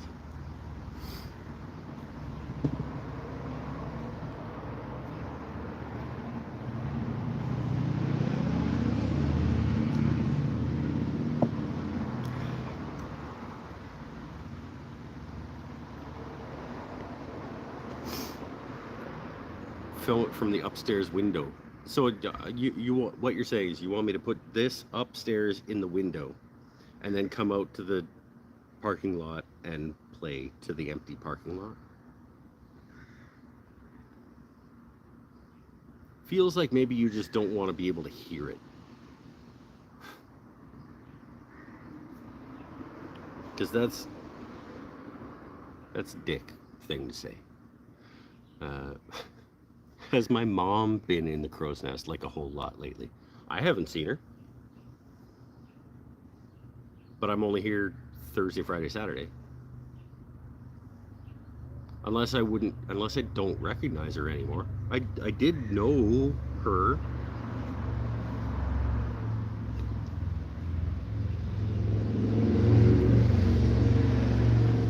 I think we've only met a couple of times though at like birthday dinners and things, like pre-COVID, and at the treasure chest or whatever it's called that she owns or owned. I don't know if she still does.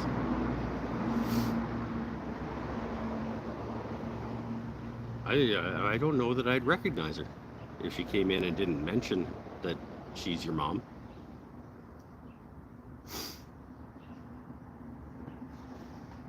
So maybe. I don't know why she wouldn't mention that she's your mom everywhere she goes. Like, why wouldn't she walk into everywhere she goes and say, just so you guys know, I'm Mike Bennett's mom.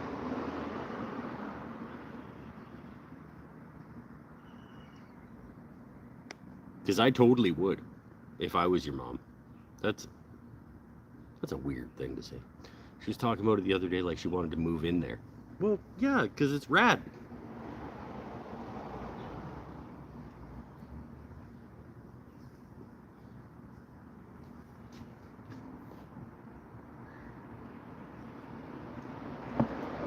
Did she come take a class? I don't know. You ask your mom. Don't ask us.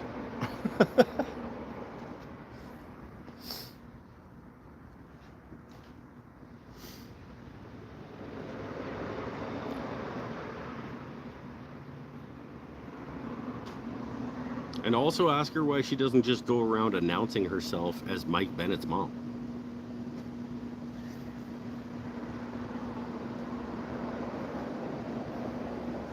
Does she not know who you are? She's basically a distracted British tornado with 1,000 ideas and never enough time.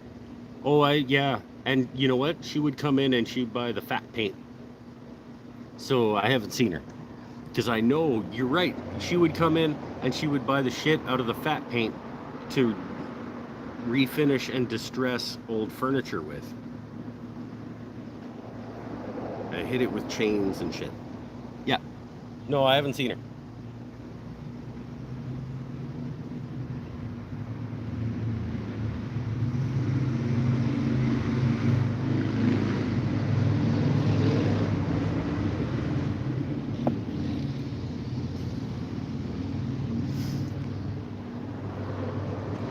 Distracted British tornado. Yeah, I like that. I like that description. That clarifies things.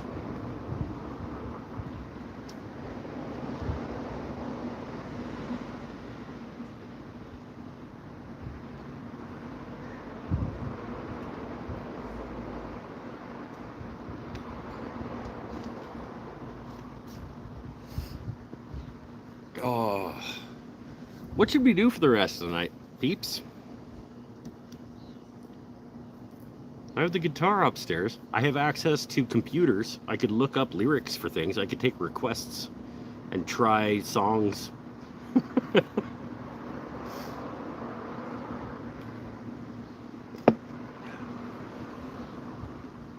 It's nice out here now. It's cooled off. Might do a second smokerette before I head back upstairs.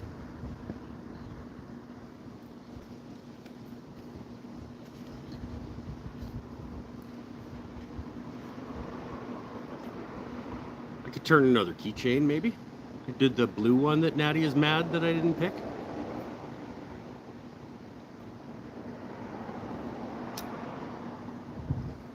I don't even know why she would be mad that we didn't pick that one, because like she has no need for another keychain. I took her keys. She sent me in her car to Tim Hortons the other day. Not the other day. A little while ago.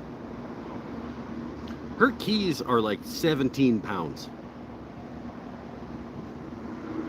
You do not need another keychain. And I'm only exaggerating a little bit. Like, she's got a purse on her keychain.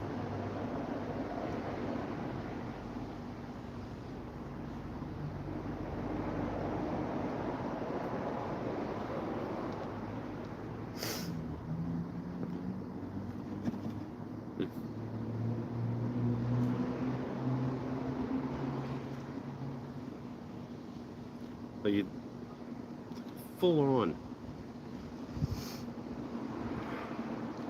It's great for the ignition. Well, you don't put the keys in the ignition anymore, Eric.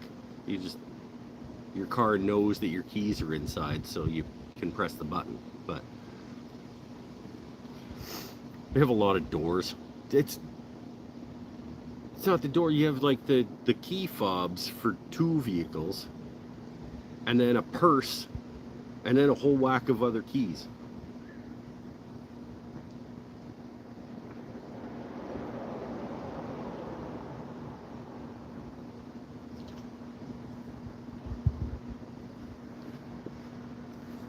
You don't need another keychain. And you could make one. You could make your own keychain. Because you have taken the introduction to wood turning class. And you could turn your own fancy keychain. You own a lathe, even.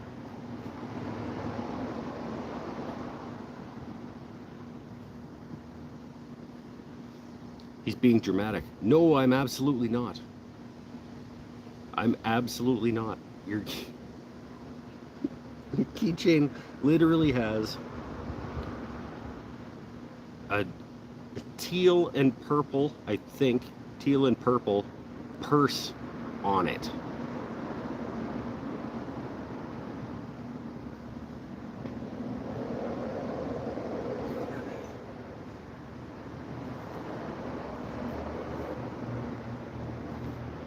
Hold on, I think we...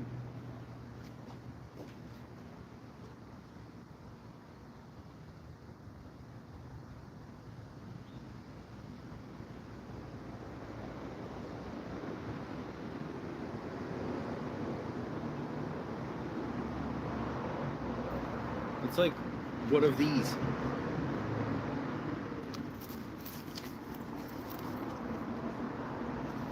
Like, she says that I'm like exaggerating. I'm absolutely not. Like, it's literally like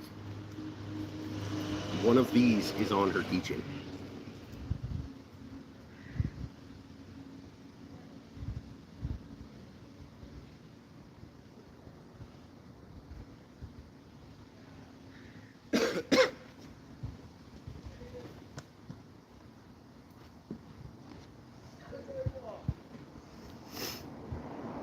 Wanting to sell it in the shop. Yeah. Make a blue mushroom. Oh. I was playing with the airbrush earlier today with a kids party, and I was thinking about ways to incorporate airbrushing into bowl turning and things a little bit.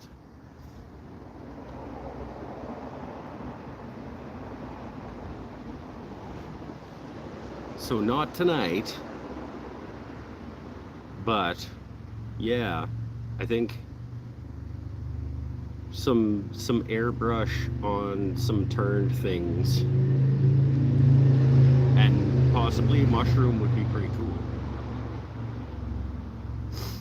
No, my keys are just attached to my wallet.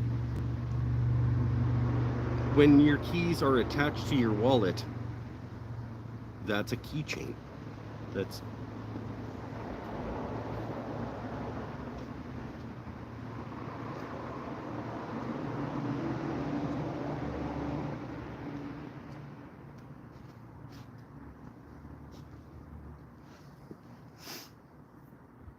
like, in what way is this wrong?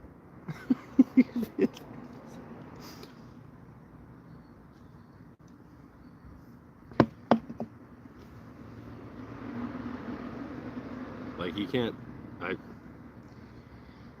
Semantics, I suppose, but let's go back inside.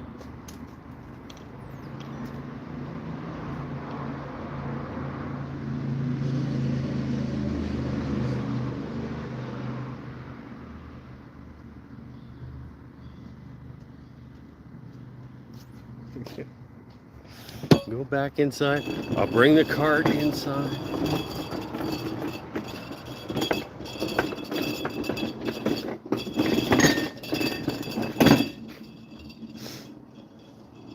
Anyway, if anybody wants those socks, you just let me know. We'll get it figured out.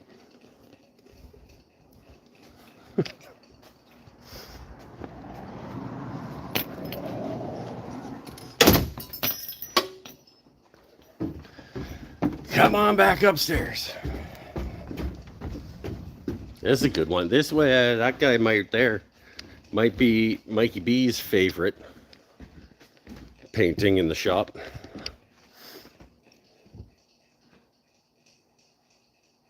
I happen to know that big polar bear guy might be Mikey B's favorite in the shop. Here's some of Nadia's.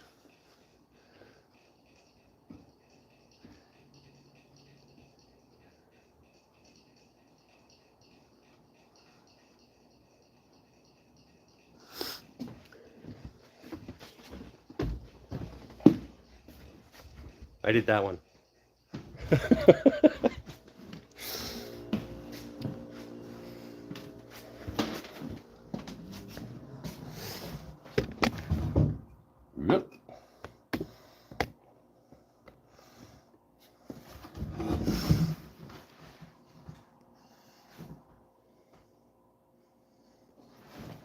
Yeah, that's a badass bear. That is a badass bear. You are correct, my friend. That is a badass bear.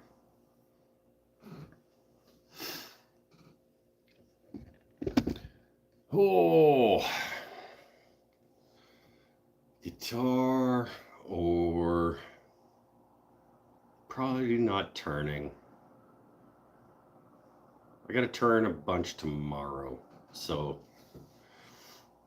like the wolf, the Nadia wolf. She's relatively talented. I'll turn this back on because it's cooler out front than it is in here right now.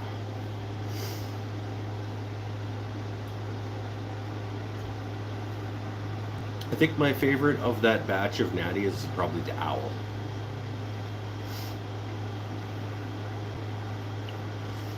Learn the blue mushroom now and teach it tomorrow. No, we're doing pens tomorrow.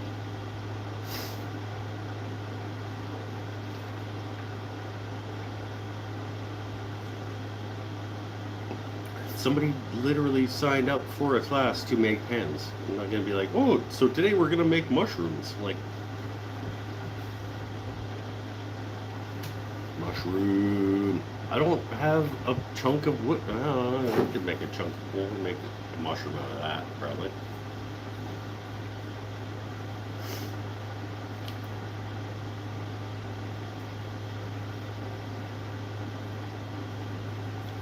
Just make a little mushroom and then make it blue?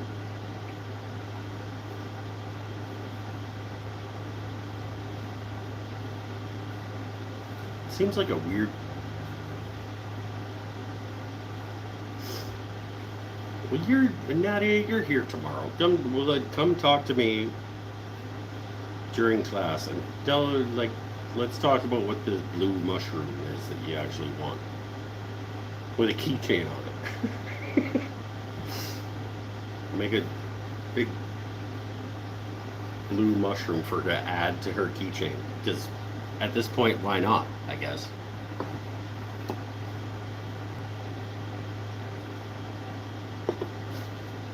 Or you make a keychain out of that. It doesn't... It'd be a really tall, skinny mushroom. Ah, okay, fuck.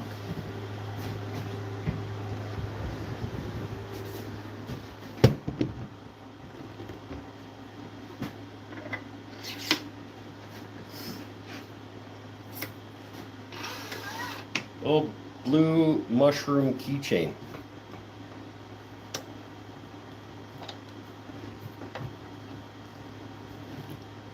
Weird, but not the weirdest thing I've ever done.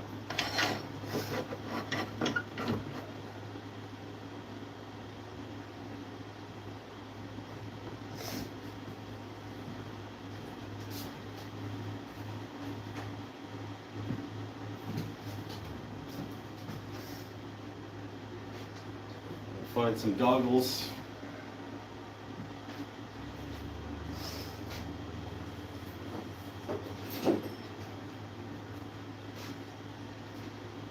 Blue mushroom keychain.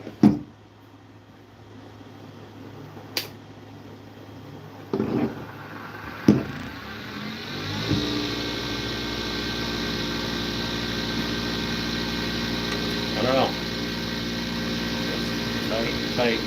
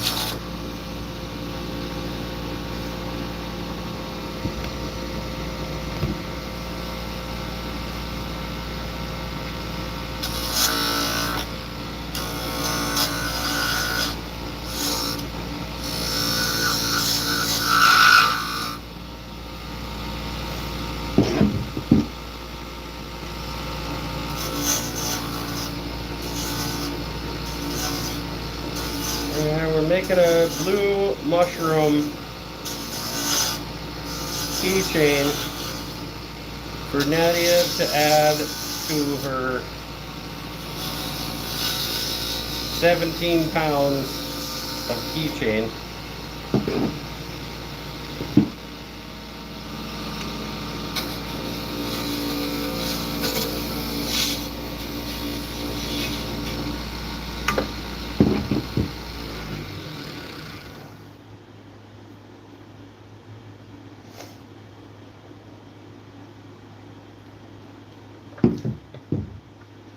So we have a little bulby and then a bit out and then round this off.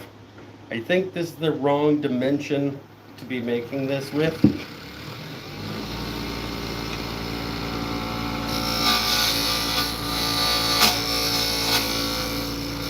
I also think I like mushrooms aesthetically better when they're a little bit not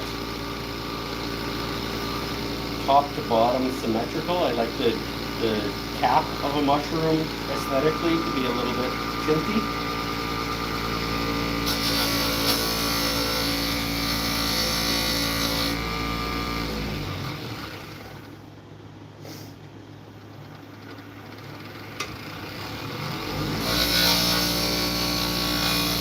I guess it could be a different style of mushroom. I don't know enough about mushrooms. I'm actually allergic to mushrooms. Could be one of the like bulby top kind.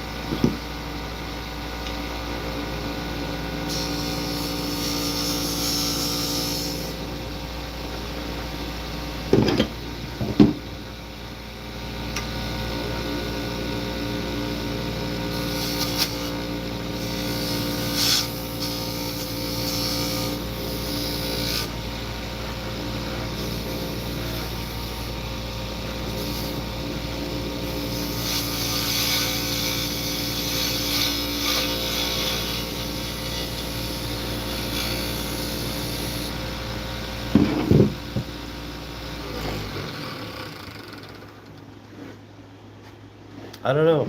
How are we doing here? Little blue mushroom.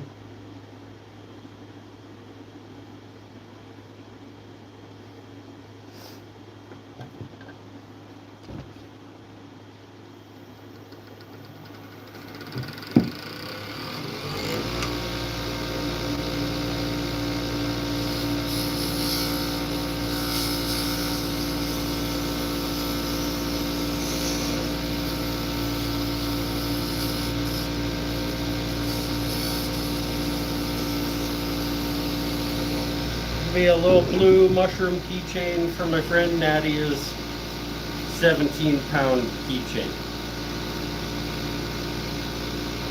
And she's gonna like it, whether it's any good or not.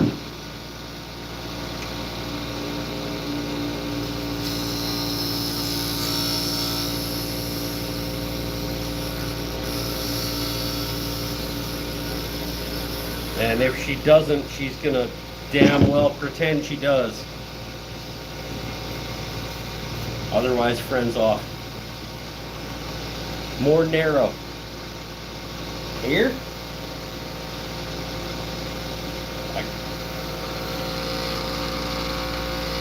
I don't know enough about mushrooms.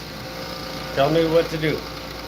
I need more detailed and more narrow. Use your words.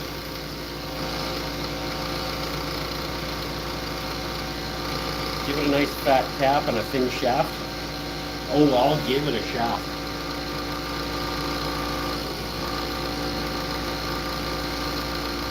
Your head needs to be bigger and your stock shorter. Yeah, well, I'm working with what I got. There's a piece of brass tube in there that's set to a certain size. Thin out the skirt and stock. Is this the stock and this is the skirt?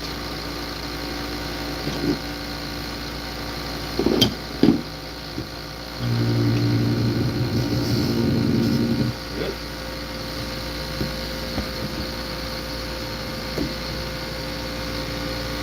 This is a dumb idea. Whose idea was this? Because it was bad.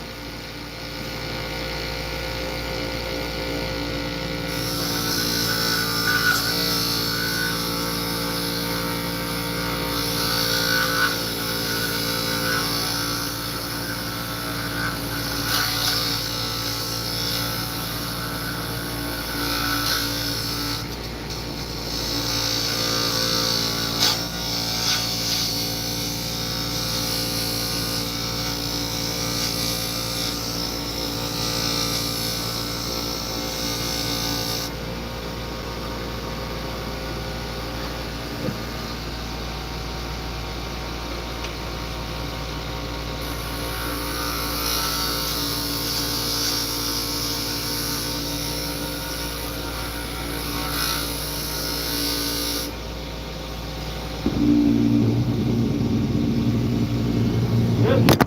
There you go.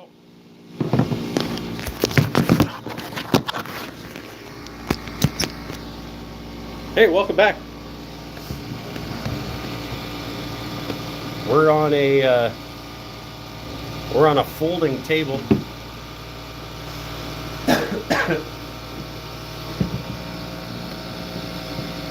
So there's a little vibration happening. Don't be shy on the shaft. I'm never shy on the shaft.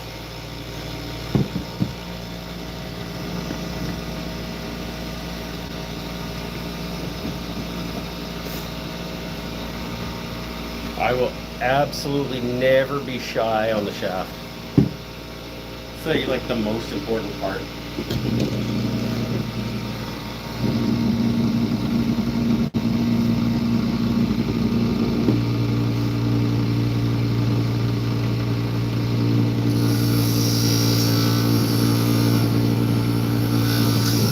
Okay, I'm gonna make a super thin shaft.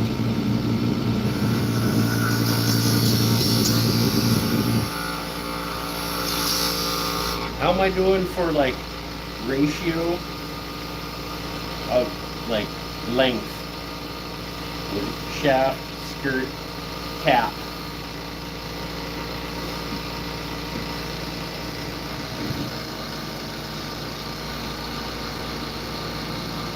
Does this need to be, it feels like this needs to be not as,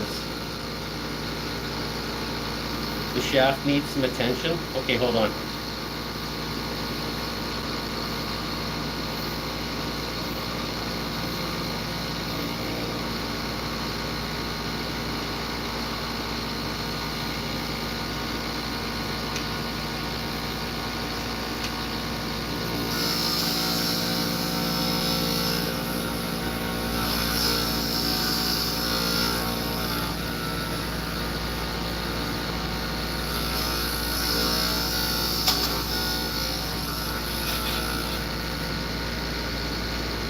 The shaft just before the skirt should be the most narrow part.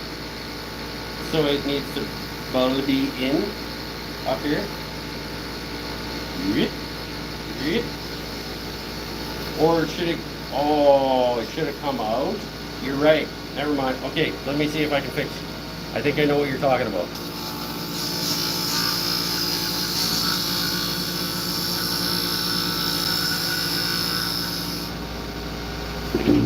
I I think I know what you mean. This should have been wider down here, and it should have been bulgy.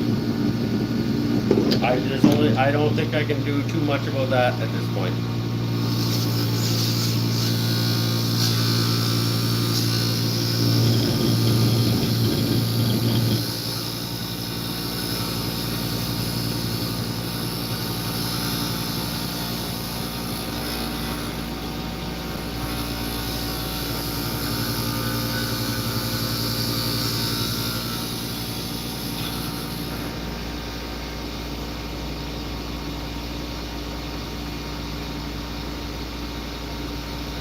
And then the skirt more narrow before the cap. Alright, another bulby.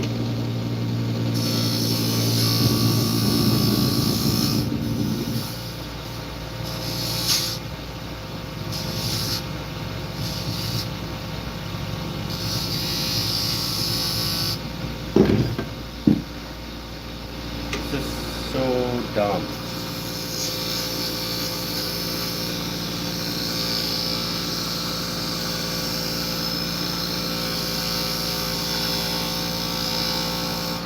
How much wider is skirt than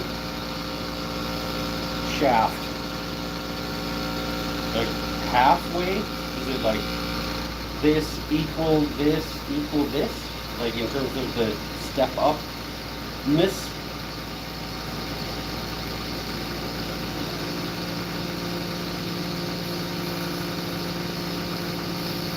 This is such a bad idea.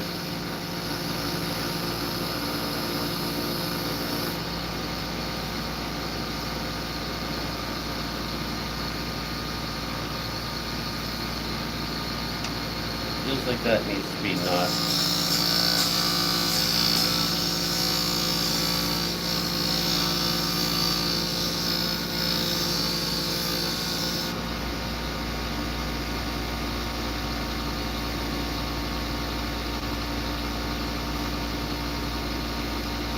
That part's good, but still more martinis before the cap and ankle.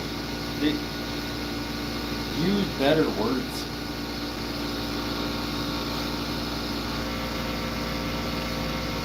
Wow. Feels like I'm talking to my employee. It's like, well, explain yourself better and I'll be better at understanding it.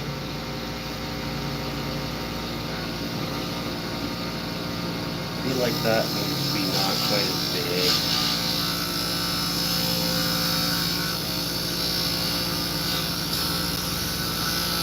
I'm like just about down to the tube right there.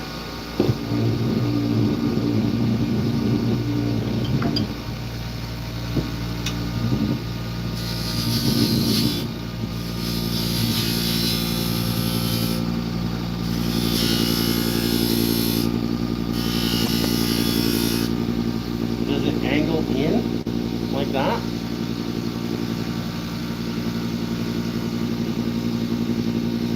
I don't know, mushrooms.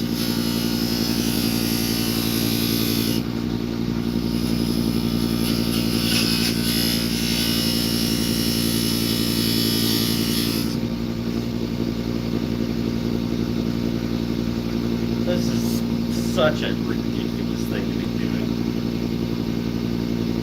Stupid blue mushroom taking like direction from people on YouTube.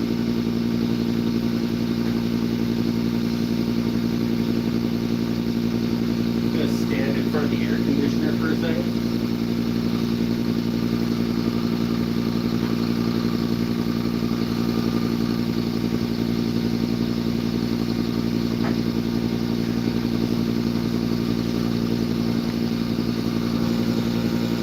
More angle.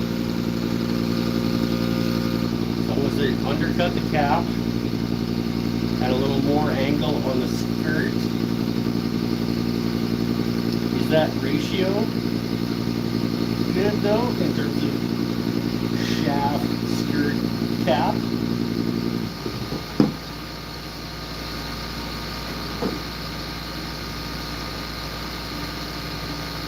Get it right in there. Oh yeah.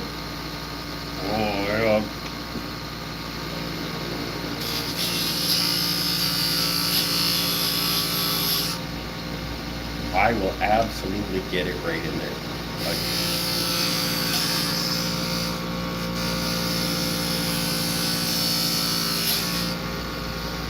I'm gonna blow this thing up.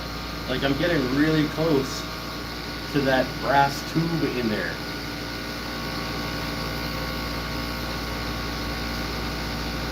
Idiots. And I'm not even wearing my glasses anymore, so when it explodes, it's going right in my eye.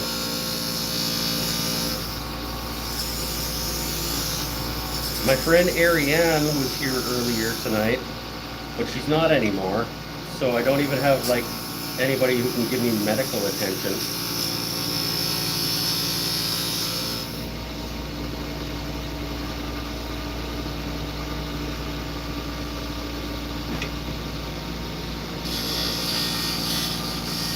Undercut that a little bit, and then into there.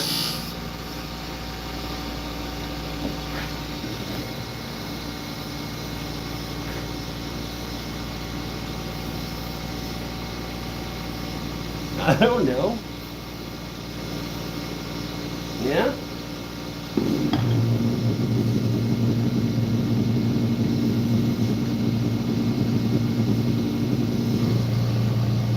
How are you? Mike, stop. It's done? Okay, hold on. Is it done?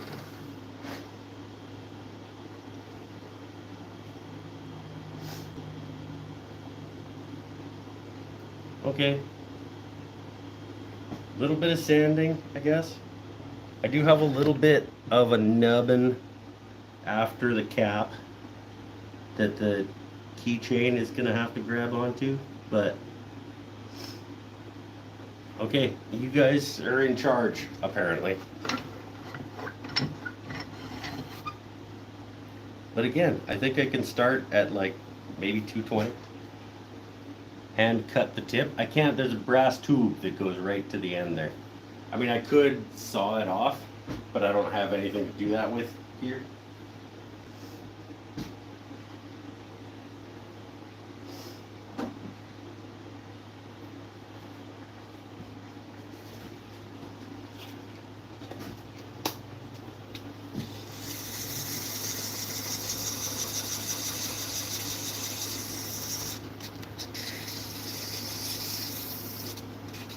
This was such a stupid thing to make, but maybe it was at least entertaining.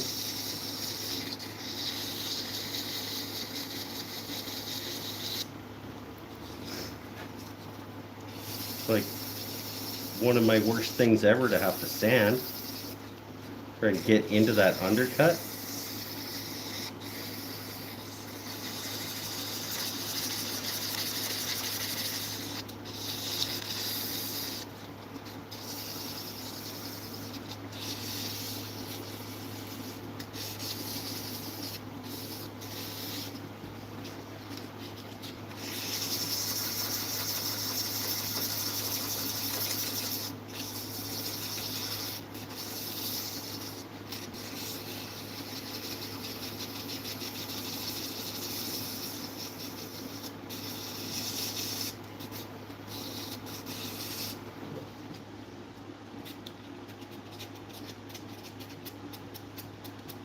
Not, I'm gonna be completely honest with you guys on the internet right now.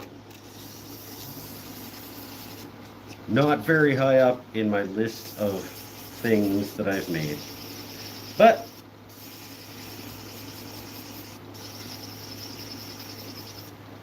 don't even think that cap is round. I think it still has a flat on it right there. But, you know, whatever. It's an organic. It's from nature.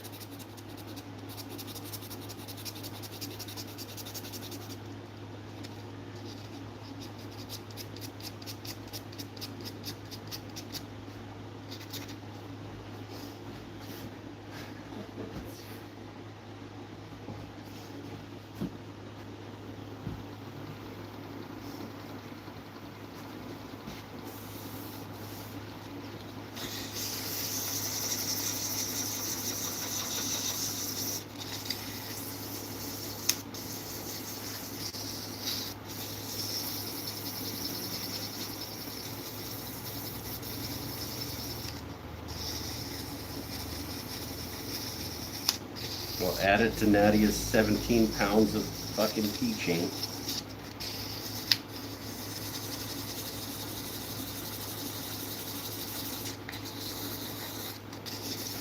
And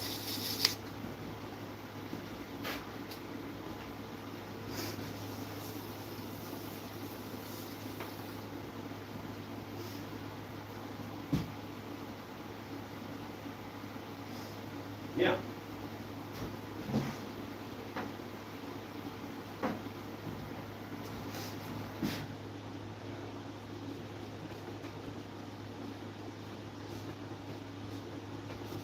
That's a thing that we did.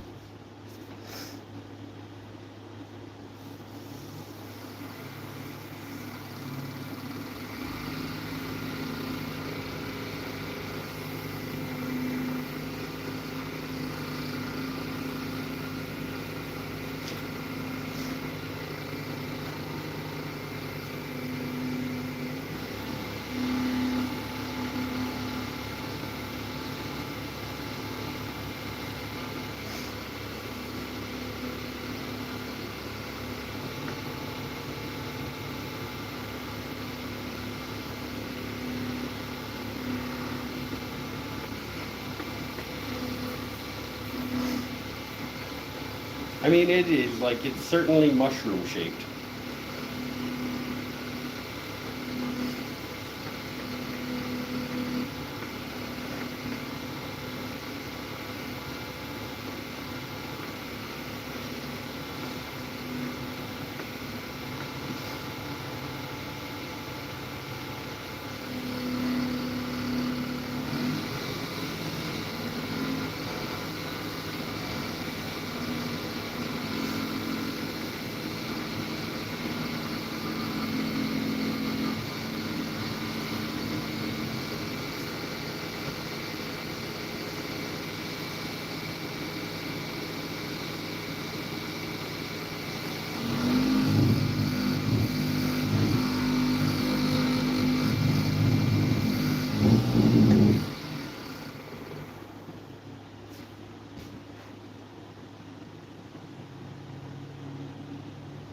Yeah, it's pretty cool, I guess. I don't know anything about mushrooms.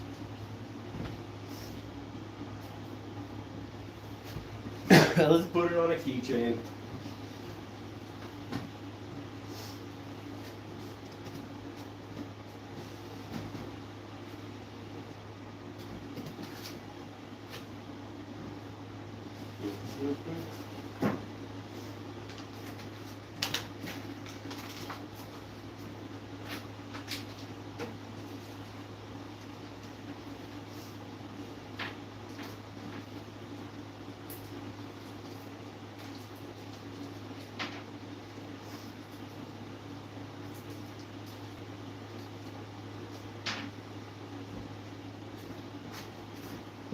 Come on.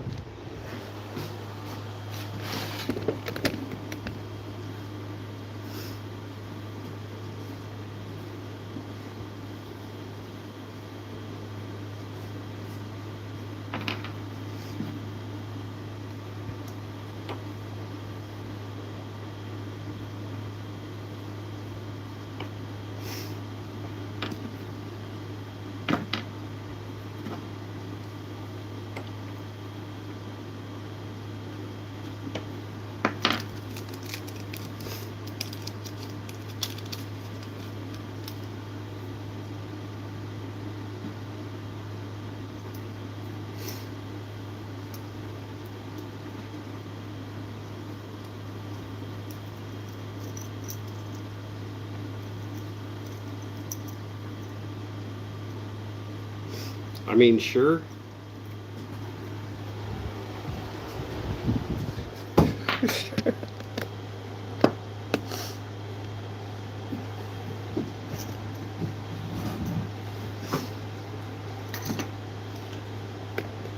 Sure.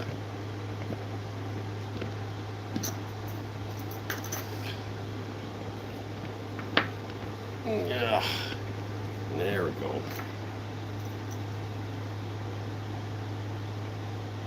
Blue stabilized maple mushroom keychain.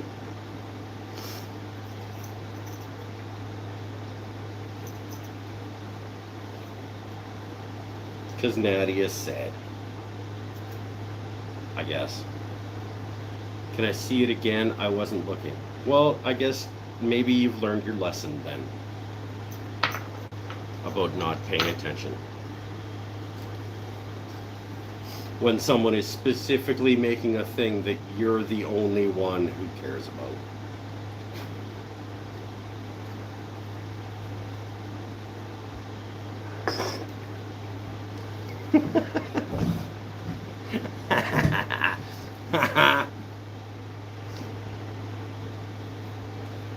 It's a thing. It's a thing, I guess. Beer.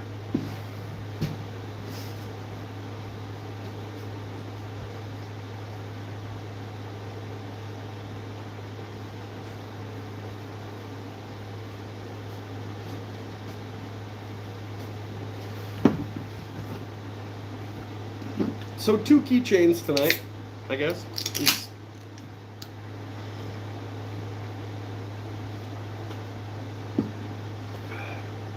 That's fun. And the lathes are all set up for class tomorrow. All my stuff's here. I should definitely make note of what isn't here. My star bond isn't here for gluing tubes in.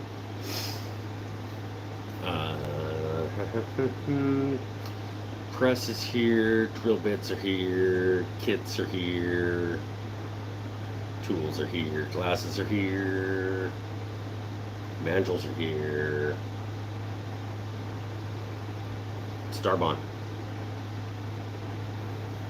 Gotta remember the star bond tomorrow, and I think that's it. I think that's the only thing that I need that isn't here for class tomorrow. So that's good.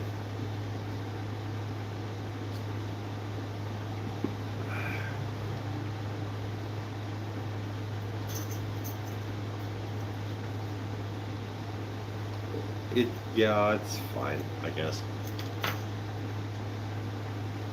Honestly, people would probably buy the shit out of those.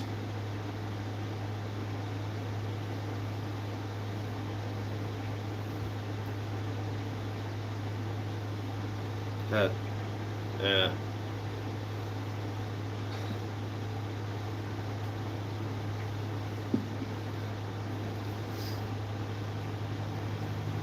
Learn to love the mushroom. You'll be making more now. I mean, it's not...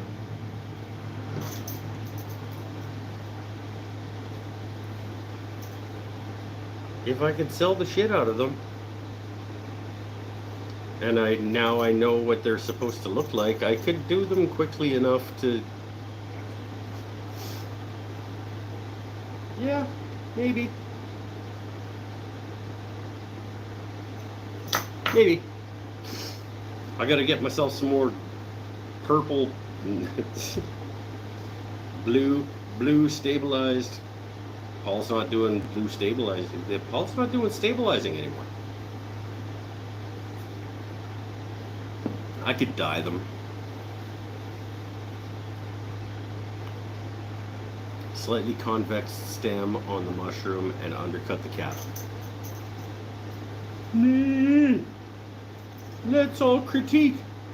Mike's trying to follow along with the instructions from the internet yahoos while he makes his first thing. And then let's critique it. No, you're right. It does need to be like more bulbous at the bottom. I think more bulbous at the bottom, and then not a nubbin at the top.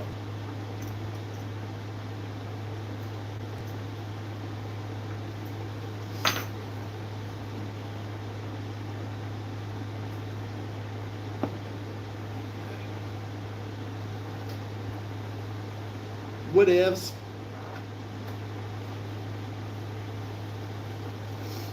I think you need a slightly bigger wood stock, give you a bigger head. Just saying. Yeah, no, you're correct, but with what I have in terms of blanks that were already made, And I don't care what anybody wants.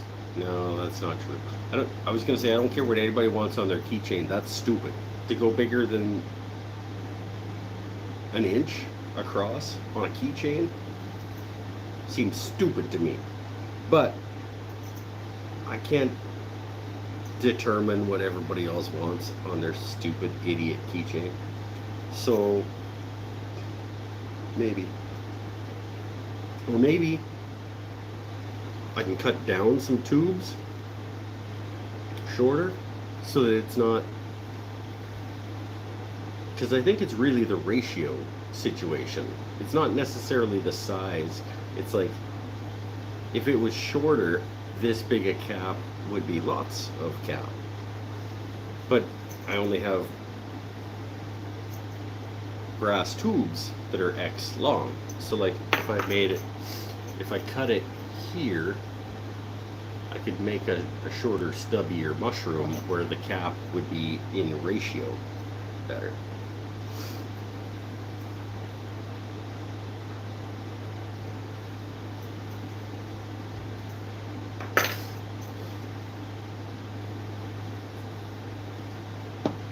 You being overcritical for your first mushroom that actually looks like a mushroom. I'm not sure if that was burn or not. Was that compliment? Not really. You could make mushrooms that aren't keychains. Yes, I absolutely could. But I would need to have a reason to do that. We were gonna make little mushroom kits at one point, and then I did one, and you were like, never mind, I can order them on Temu for like $1. I was like, okay. That's not exactly how the conversation went. Don't get me wrong. That's not exactly how it went. But she did send me like, what about these ones? And I was like, I can't do them that cheap. Buy those.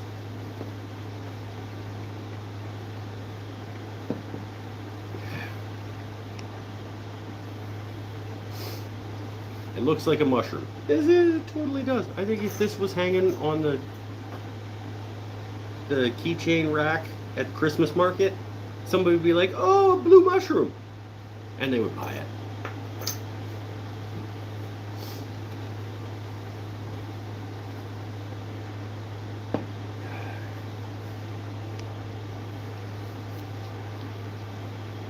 How are we doing for power? We're at 44%. Yeah, we got lots of power.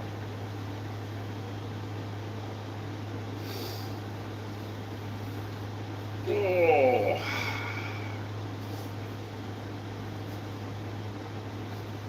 Maybe outside one more time. Maybe I'll bring my guitar downstairs with me. I'll go outside for another smokerette. And then there's a computer down there where we could look up lyrics.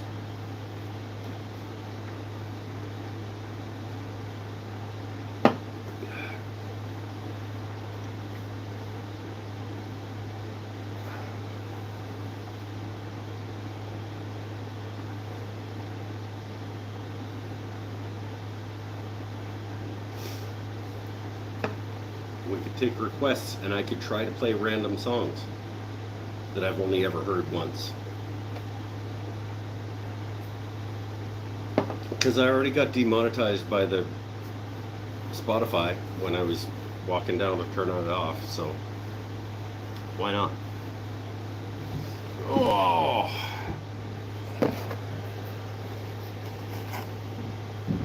Oh, hey! Free bonus thing at the liquor store.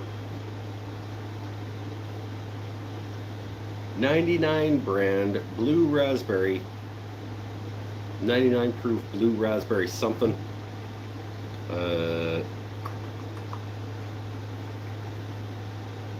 Louisville, Kentucky.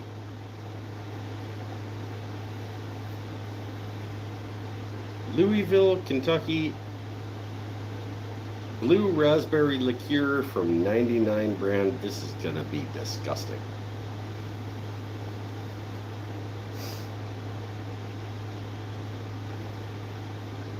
contains certified color.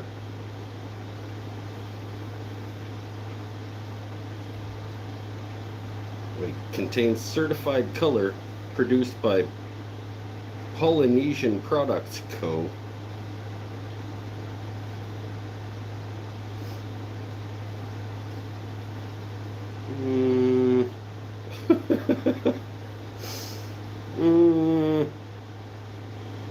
I'm not sure this is something that humans should put into their systems. But it was given to me for free.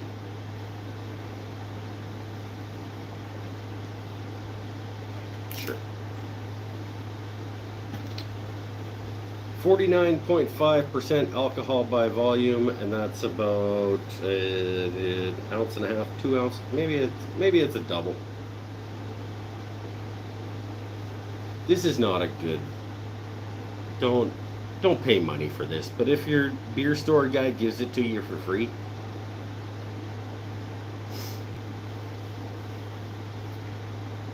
$99 brand blue raspberries, 99 proof.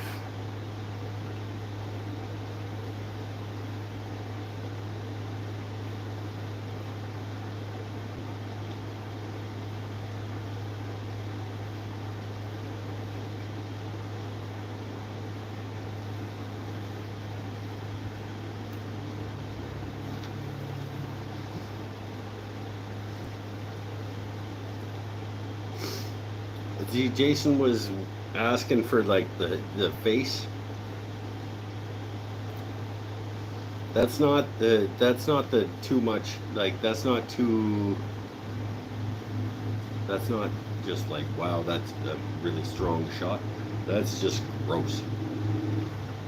I guess that there's the undertone of blue raspberry, but it feels like you just consumed like prostate cancer.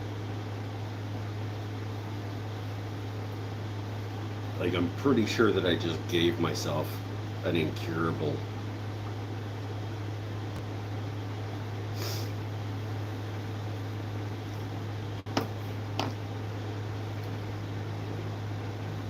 Didn't do this. 99 brand blue raspberries.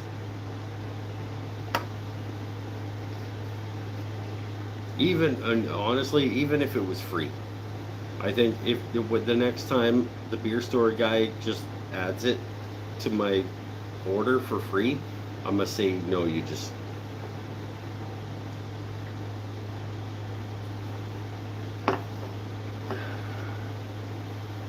yeah. I would rather.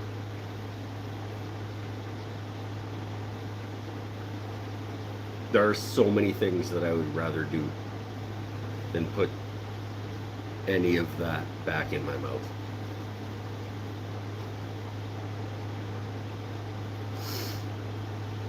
I don't think there was anything natural in that. I think that was entirely chemical. Like,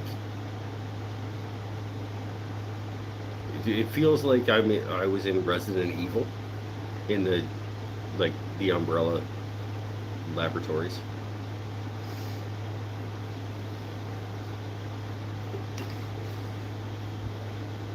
Oh, but maybe that means that Mila is gonna show up.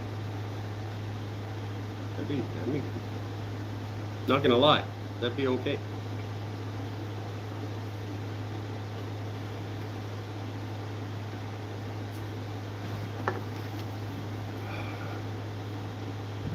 Oof, that tastes like what happens when you accidentally put bleach into a bucket that already had ammonia in it from its last cleansing use.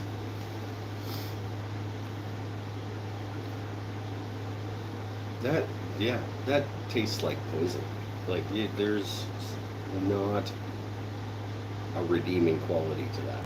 There's a slight undertone of blue raspberry, But I'm pretty sure that it's also a chemical that has possibly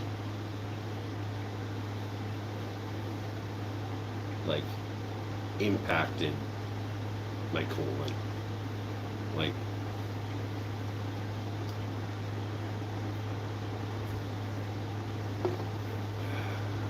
don't, yeah, no. 99 brand blue raspberry. Don't drink this unless you absolutely want to die early and possibly have an impacted colon. Because this is just fucking poison. But maybe Mila Jovovich shows up to rid you of your life as a zombie.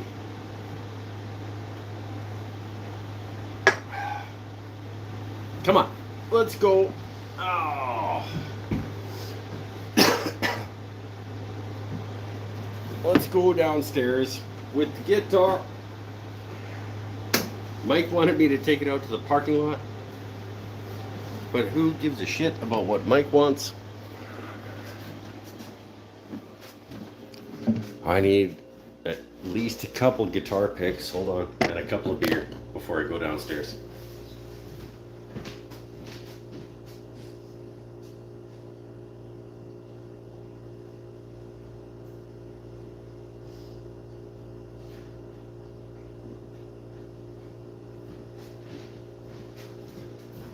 Couple of beer, we'll go downstairs, we'll have a smoke, play some guitar. Nadia will come pick me up and bring me home.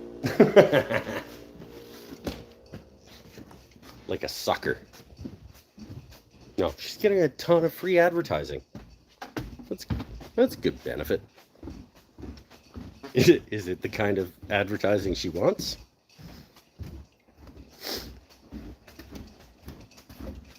Maybe not.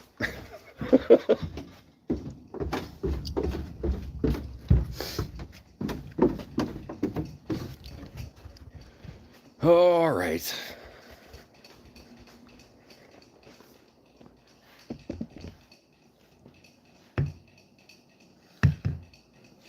Put these here, put these here.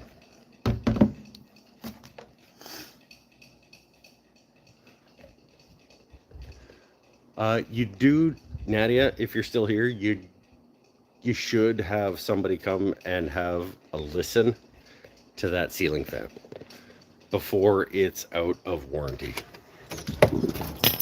Because I'm pretty sure that it's manufacturer defect. And it won't be covered if it's like a 1 year.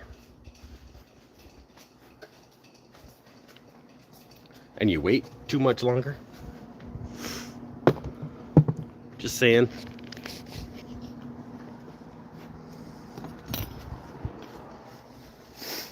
It started a few months ago and it's been getting worse, and I think it should get dealt with while it's still covered by the cost you paid to have it installed.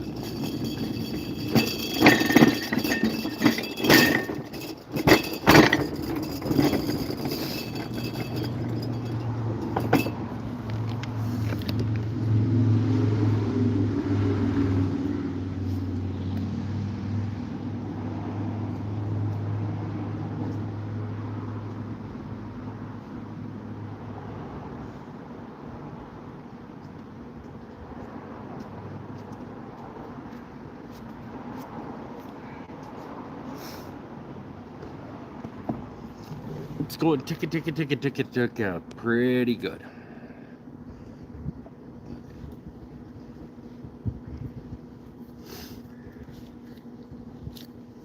Maybe you can turn it off when you go back in. Yeah, but that just stops the sound. It doesn't stop the fact that they put in a fan that should be replaced by them.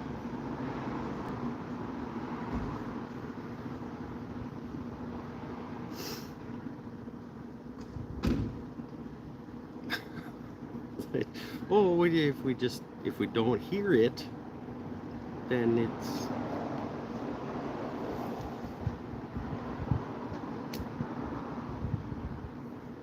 get it though. It's a huge hassle.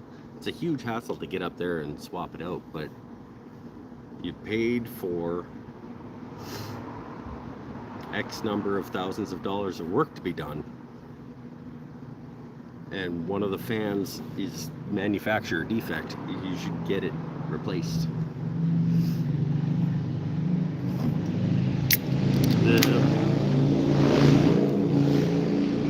The worst thing that we can have happen is have that fan blade break off, or that something goes wrong with it, that it comes flying down on either a customer shopping or a room full of product that you'd have to pay the artists for.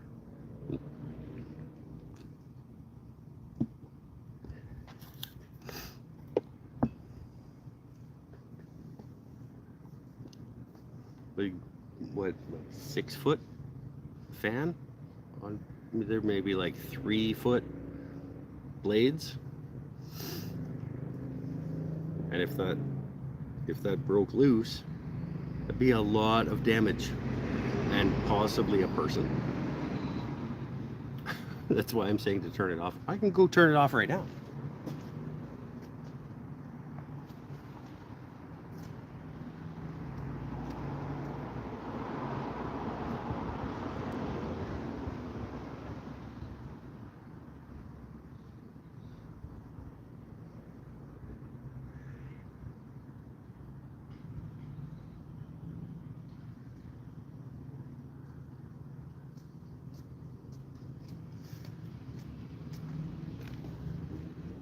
I'm just saying, like, let's bring Buddy-O in to have a listen and see what he says. Like, the guy who actually put him up. He seemed like a good dude. See, the same guy that did the lights and said,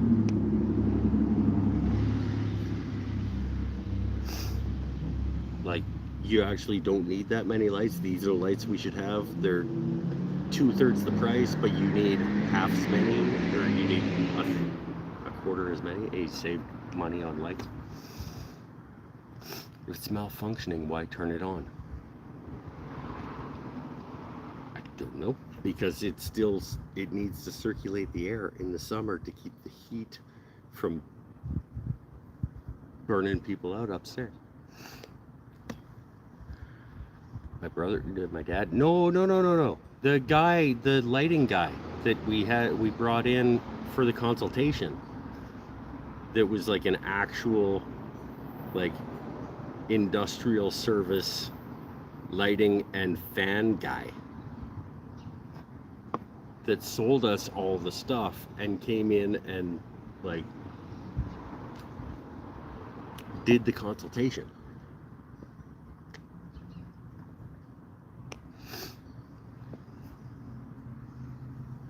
Like, you were here. Yeah, I know. The lighting guy did not install them. No, but he sold them to us, didn't he? My brother and dad did. I don't. These aren't things we need to discuss in public on the internet. I'm just saying, if there's a manufacturer defect in that particular fan that came off the line, it's something we should look at.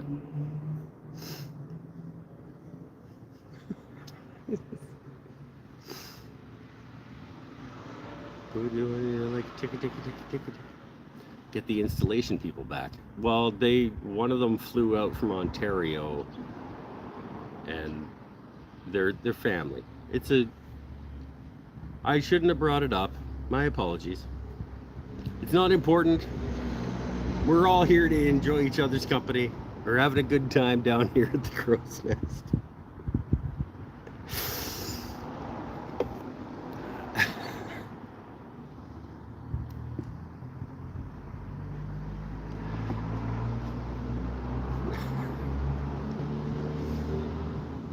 And despite the ticky fan, it's still a fantastic place to be and spend time. Could just be out of balance. Yeah, it could there could be a bearing issue. It's just the problem is that in order to get up to it to check on those things, it's like rent a scissor lift or build scaffolding or whatever to get up to it. Like the ceiling.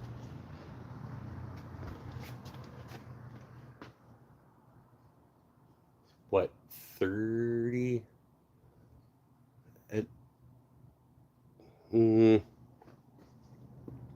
25, 30 feet.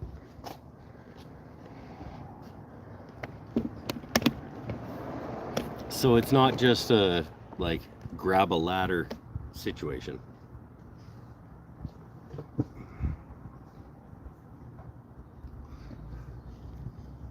Come on, you can climb a rope. I can't climb a rope. I was never even, honestly, even when I was like an actual athlete in my golden days as like a 16-year-old hockey player that had scouts coming to look at him to see if he was going to go places and stuff, I never could climb a rope. I don't know what it was about, like just the rope that hangs and like people can do it and stuff, and you see them all do it, and I never could. I don't even know why. I just never could like figure out how with your feet on it and stuff. I just like, nope, climb the rope was not my thing. I just never could. Joel's back. Welcome back, my friend. Fun Heights need a scissor lift. Yeah, I think what happened when they initially put them in is they cleared out the whole ground floor, and then they did like a rolling scaffolding situation. I don't know. I wasn't here for it, but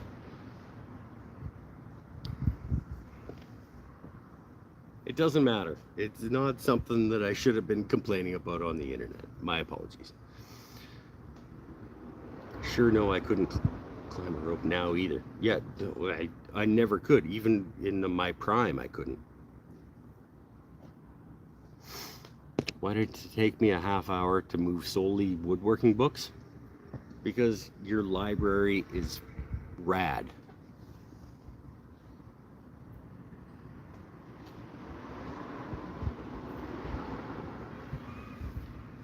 I think if I was gonna go move books at my house,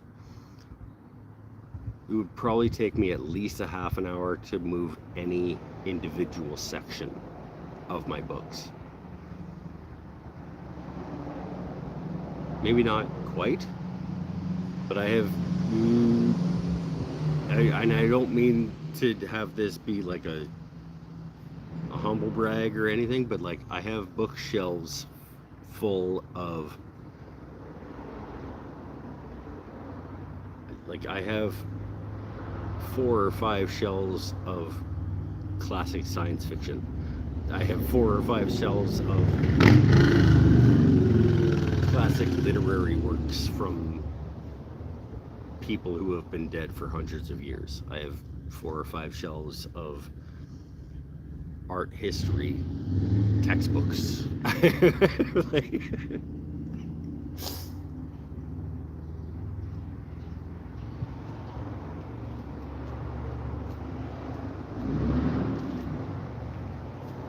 Like, I never want to move my books ever again, basically is what I'm saying.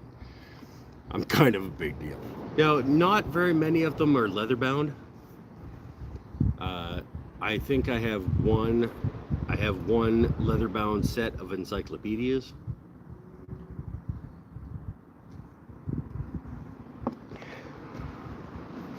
But most of them are, most of them are soft cover and would be easy to move, but books are fucking heavy.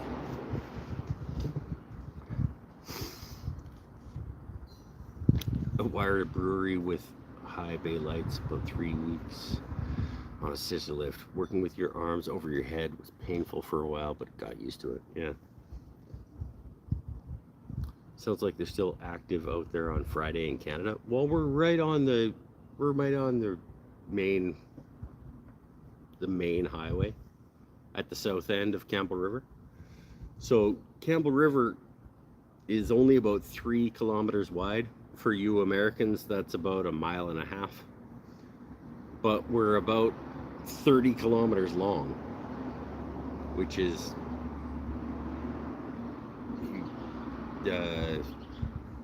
12 miles as a community. So we're slim, but we're long, and we have really 2 main thoroughfares that come in and out of town, and we're on one of them. So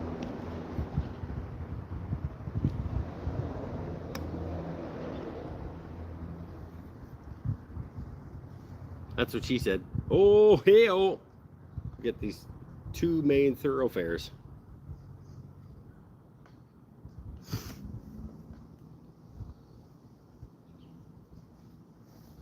I'm gonna sit out in the parking lot and play music.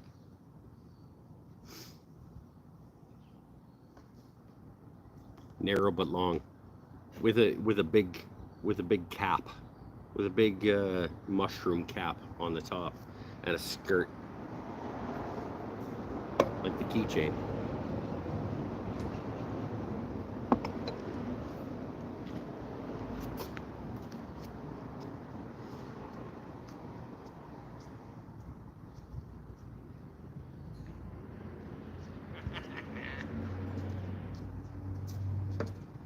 I'm the only one here, and I can do what I want.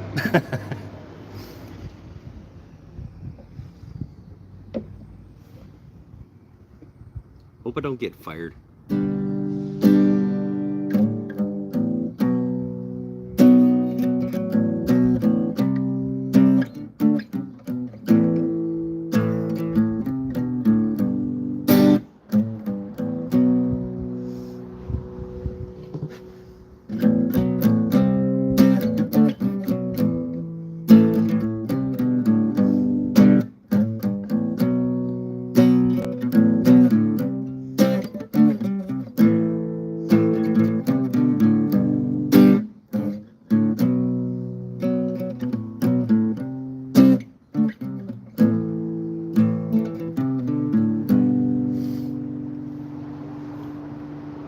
Neighbors are definitely gonna film you. Well, I think I would hope that I'm a better person to be filmed in your parking lot than some of what happens here. At least I'm gonna defend the place.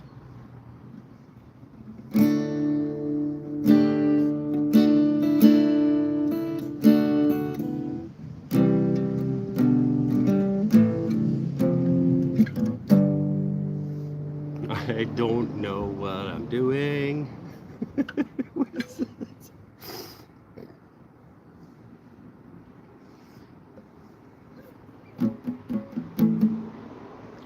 Someone get this as a screenshot for him? Oh, that would actually make an awesome screenshot. You're right. Nadia should get the screenshot of me playing in front of the store. If she was paying attention to marketing.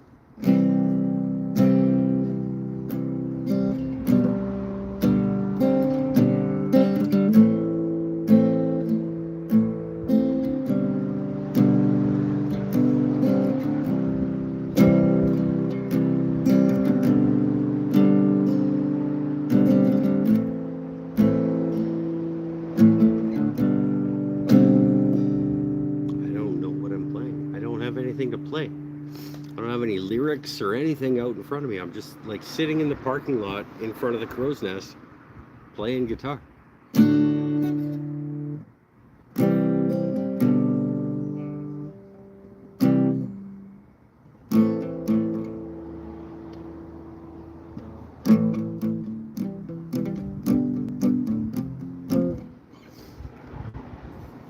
I need some ideas or something, and I'm gonna have to look them up on the computer.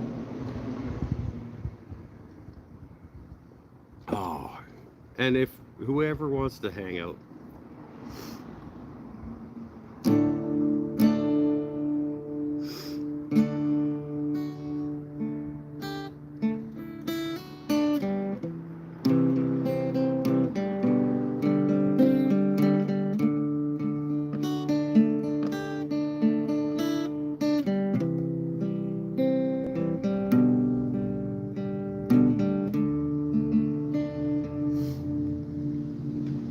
Oh, chili peppers. Yeah, no, that's a good idea.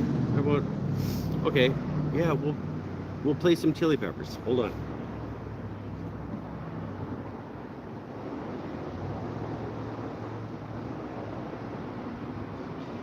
I just have to figure out the right words. I'm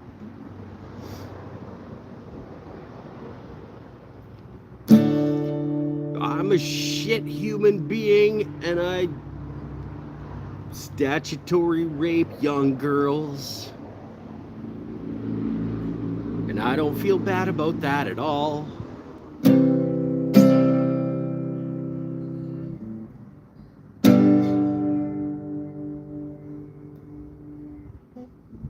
But I'm a millionaire.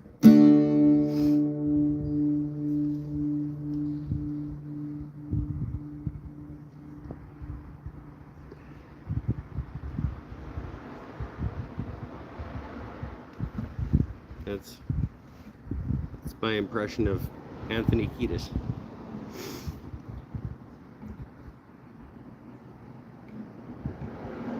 I don't have enough hair up here, and I have too much down here, but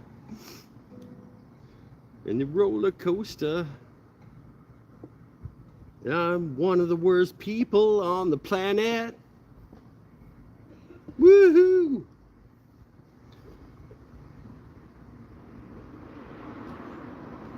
I'm gonna write songs where the last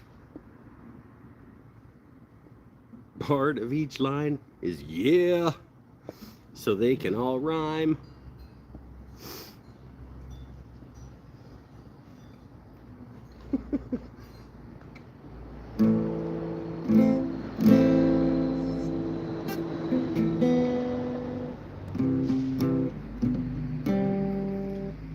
Anyway, so that's how I feel about the Red Hot Chili Peppers.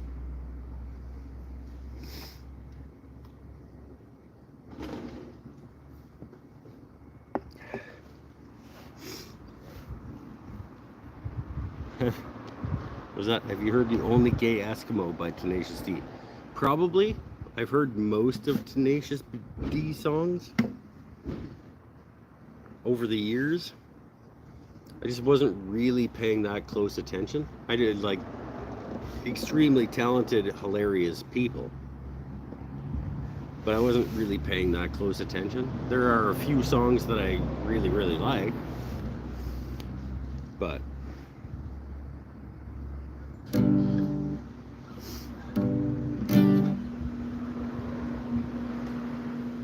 someone told me Tenacious D just broke up. That sounds weird to me. There's a situation happening with Tenacious D. I think we should let them work it out as friends for 40 years or whatever, and the internet extravaganza that happens when things happen on stage, and I think we can just let them figure that out as a band and as people together, and not get all high and mighty about it.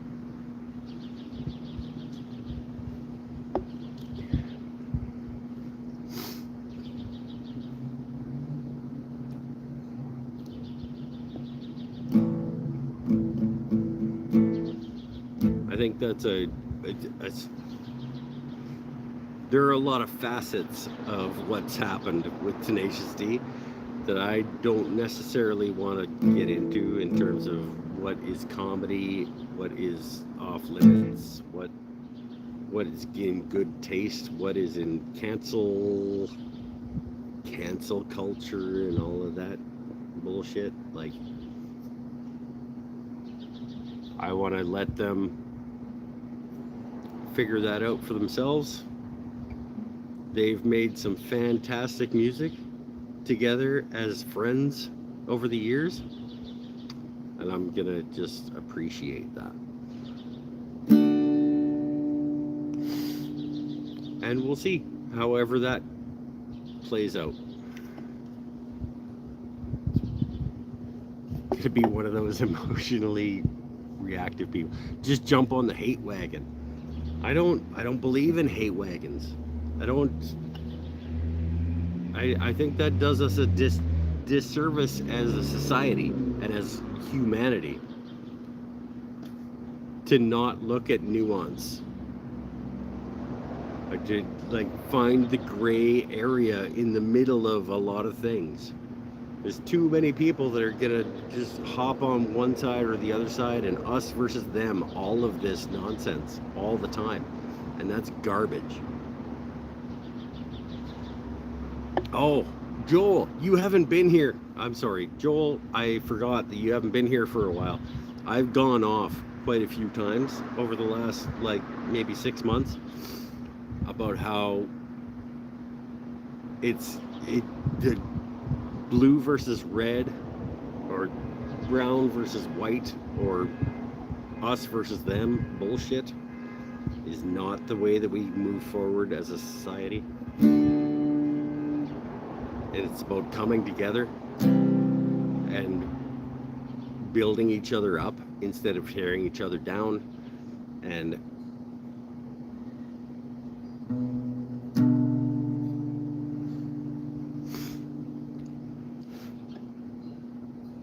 is too much hate. Way too much hate. We have to stop hating. Especially when they're we don't even know why we hate somebody. We hate them because they voted for somebody else.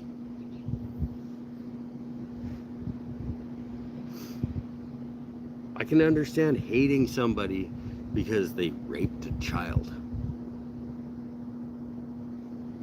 But I can't understand hating somebody because they are a dude who loves another dude. Or hating somebody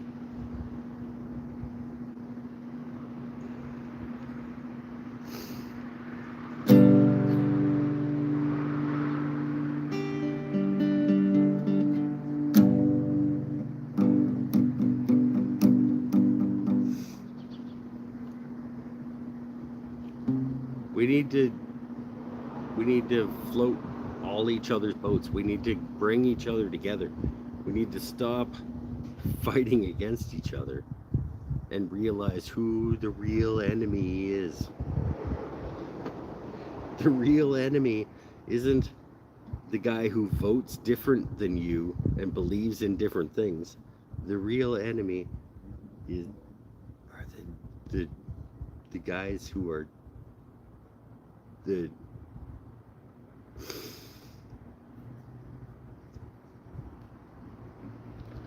there's a bunch of people who have billions and billions of dollars that they are never going to use, and they don't give a shit about you, who are just trying to make enough money to live inside and eat food.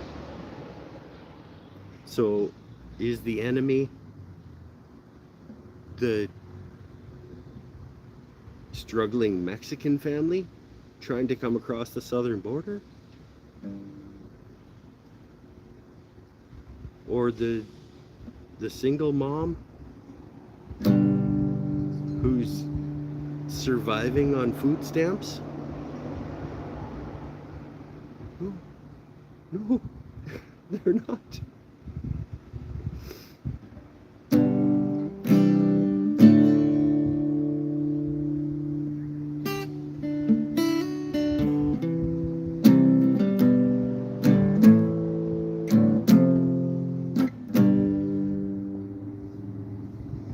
everybody equally. It's a totally understandable way to look at the world. I'm trying not to. I'm making an active attempt this year to look at the good things in the world and appreciate all of the good things that are around us, like sunsets and people caring about each other. And that's how I'm choosing to go through my year.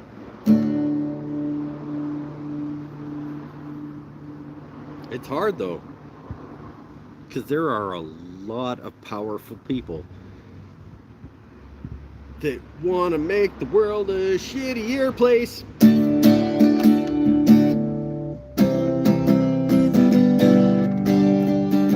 They want to make the world a shittier place.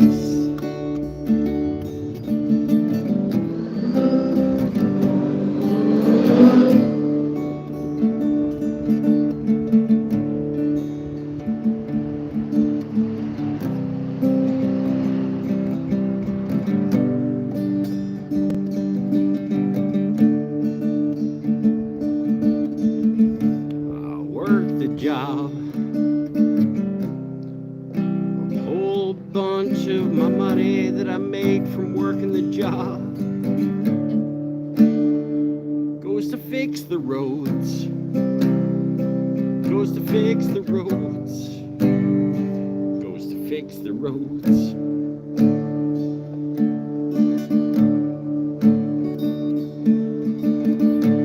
I work the job, bunch of the money I make makes a hospital,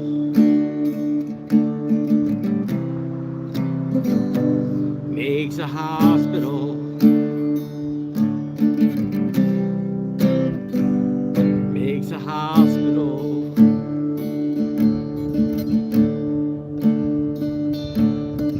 I work the job, bunch of my money goes to the billionaire who has a whole shit ton of money, a whole shit ton of money.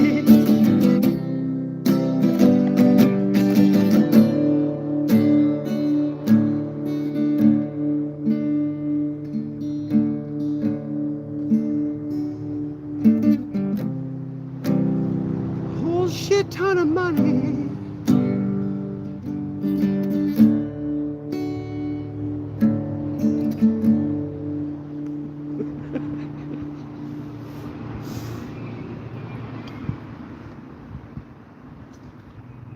Beer out in the parking lot at the Crow's Nest.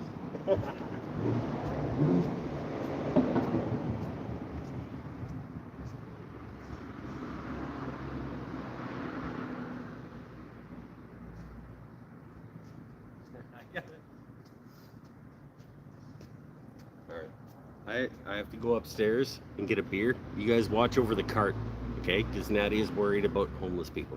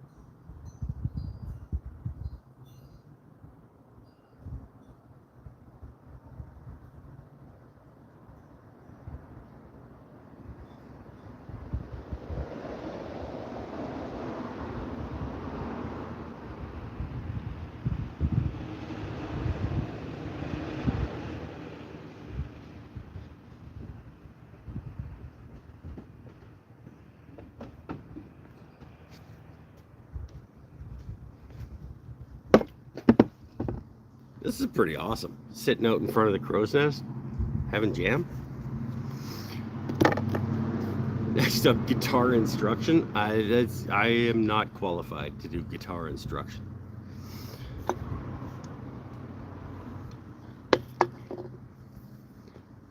Kind of hoping a homeless person comes to prove my point.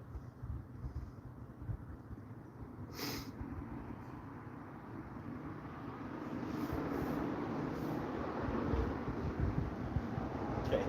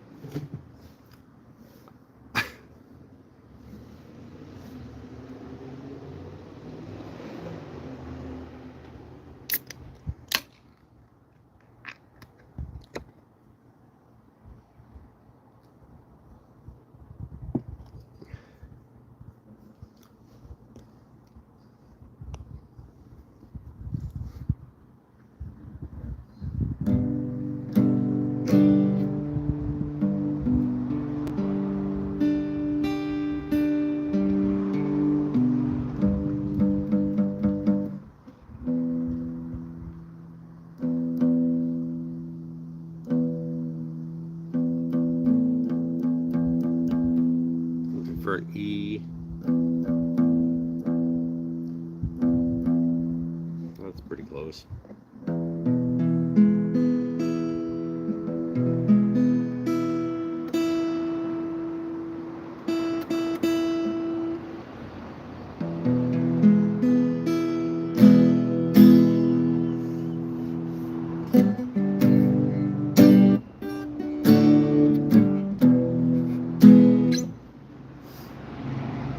We're almost at 4 hours.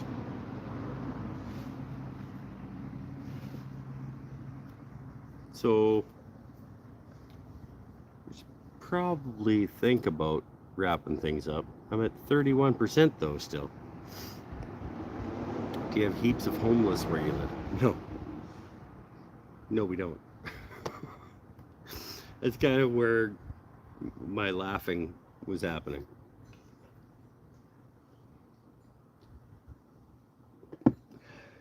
I mean, it's getting worse and worse all the time because society is getting worse and worse all the time. But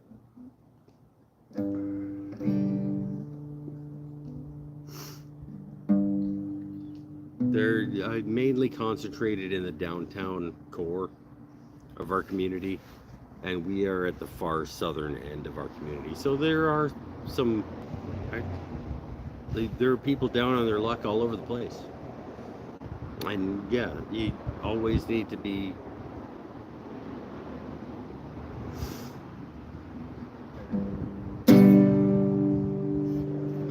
protective of what's yours and whatever, but we've had people steal from us. It's true. As shoplifters. When we were open, the same way that every other store has shoplifters that steal from them.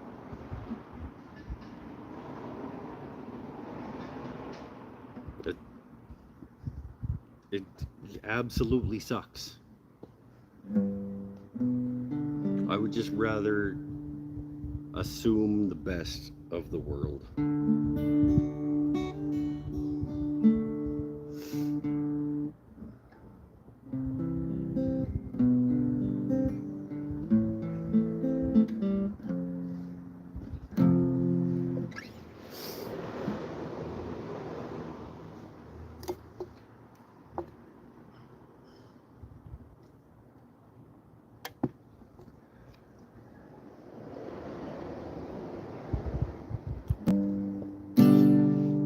Gonna shut her down pretty quick because I'm starting to feel sad, and I don't want to feel sad.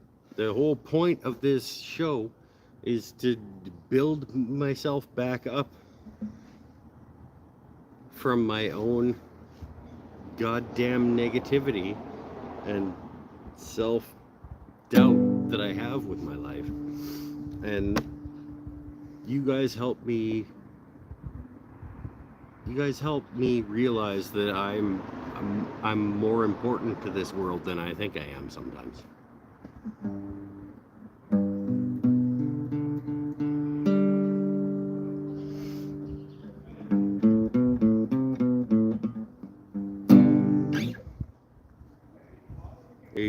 You're very important to my continuum.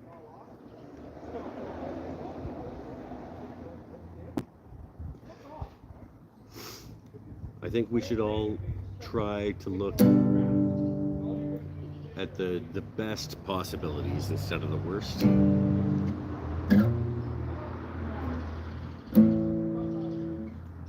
Like, just for example, right now, there's a guy walking down the highway. He either has some mental difficulties or he's intoxicated because he's yelling at the world. But he's just walking down the highway, keeping to himself, having a rough time of today.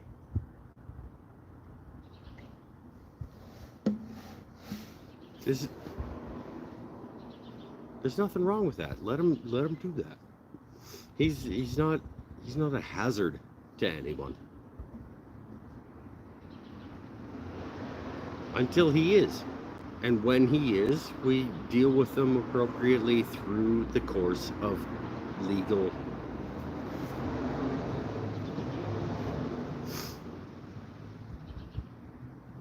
If he doesn't break the law, he's not.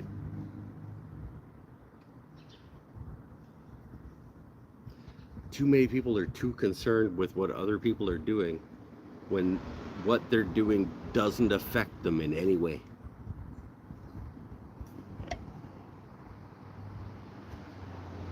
But they think it might eventually. It absolutely won't. The chances of whatever he's doing right now affecting me or Nadia or this business in any way is like 0.7%.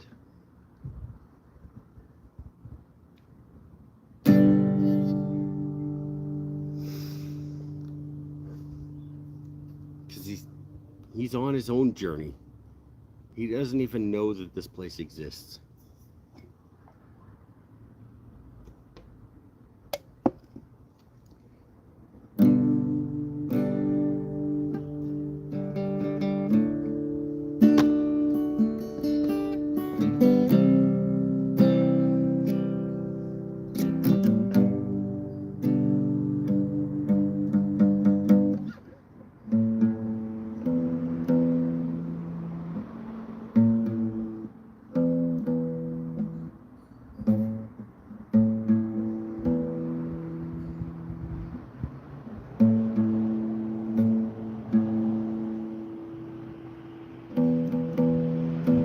This guitar doesn't stay in tune very well.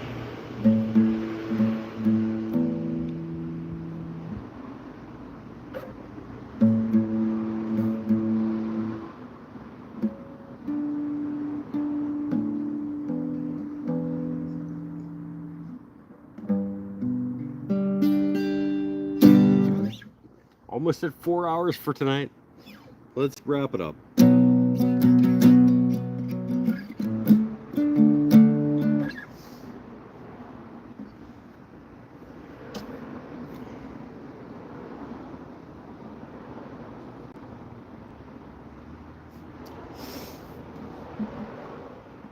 I don't know, you guys. Let's.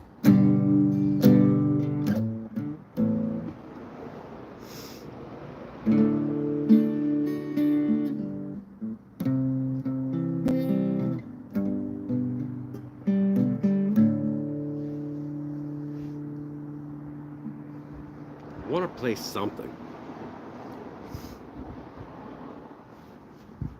I want to play something. You guys need to advertise better. The guy just walked by and had no clue you were there. Huh, right? It's almost like he was in his own little world. Going about his own life.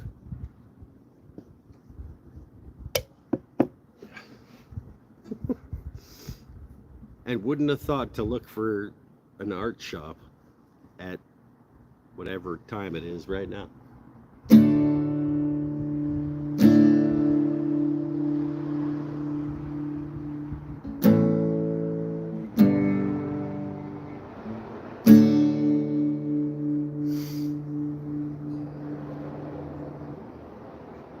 I have no songs.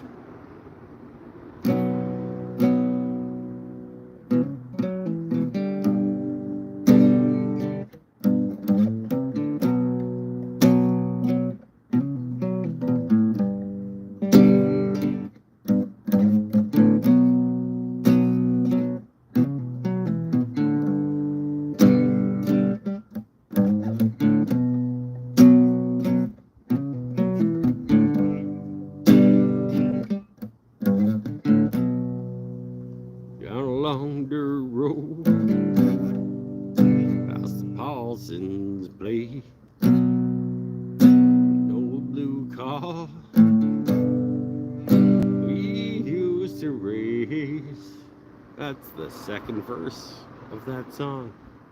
You just start in with the second verse of that song. That's just stupid.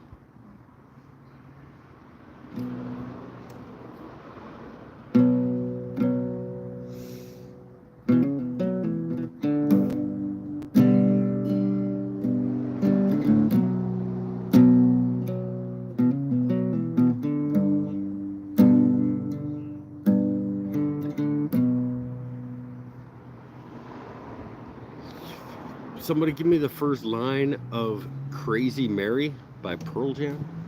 That'd be pretty awesome, because that's kind of what I want to play right now. Oh, Eric wants hurt again. All right, I'll see if it's on here somewhere.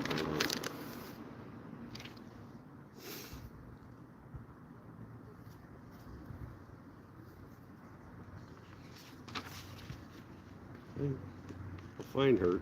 Hold on.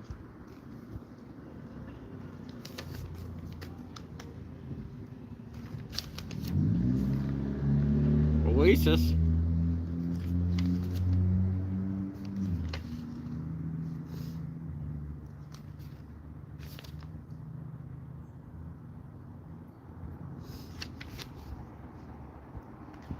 Oh. Where'd he ghost? Oh. If Natty is still watching. Oh, have you seen my ghost? Seen my ghost?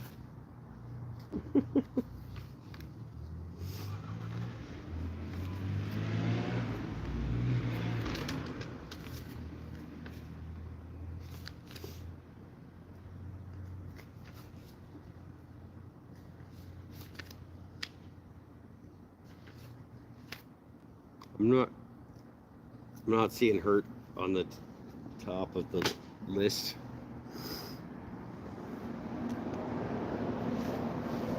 Yeah.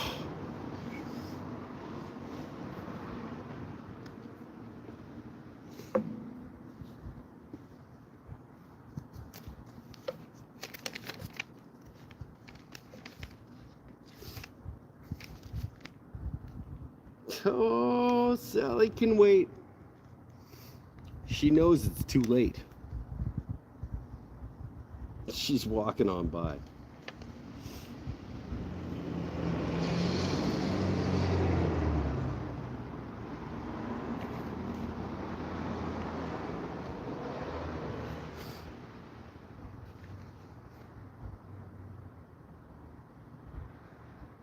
Now, let's go wrap it up.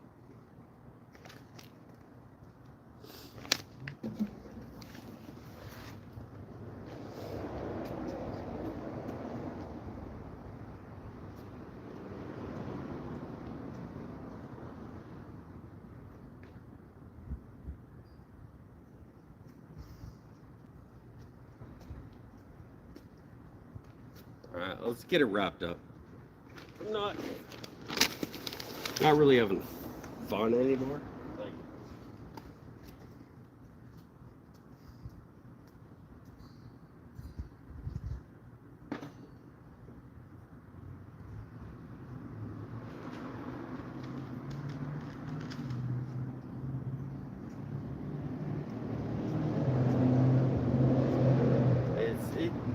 nobody's fault.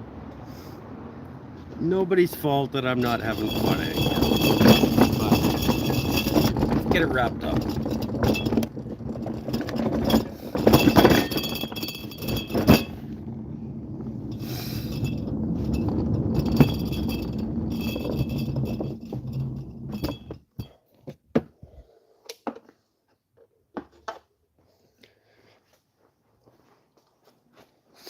I made a couple of keychains tonight. That was cool.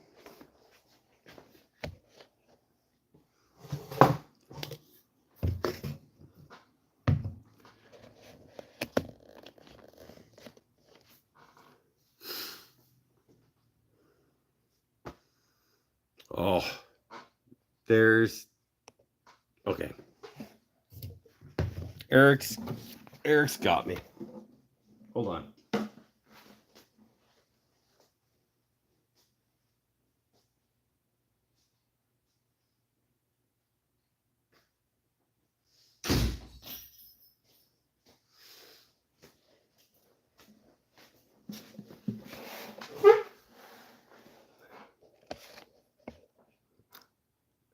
Eric's got me.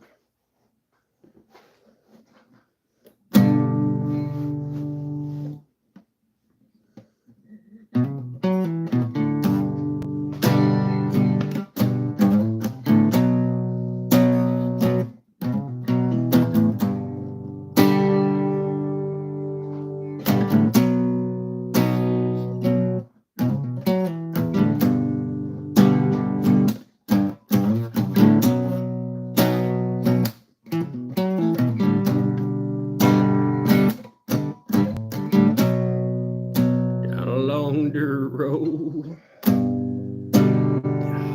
God, she lived on a curve in the road.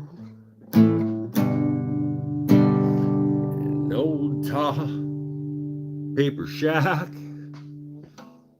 on the south side of the town. I want to do it again. Hold on.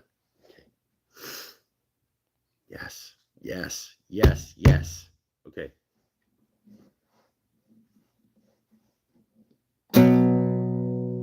She lived on the curve in the road. An old tall paper shack on the south side of the town, on the wrong side of the track.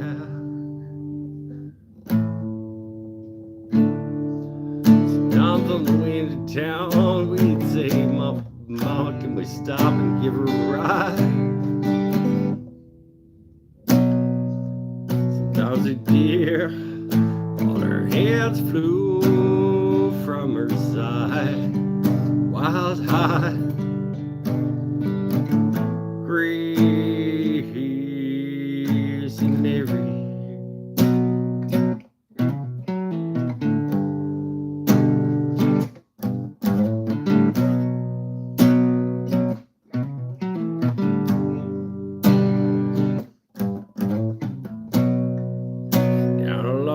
Road, that's the Paulson's place.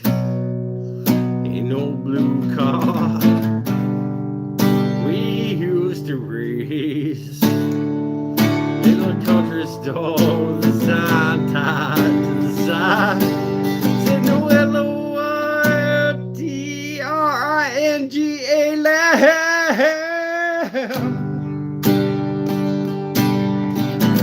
Underneath that sign, always complicated, quite a crowd.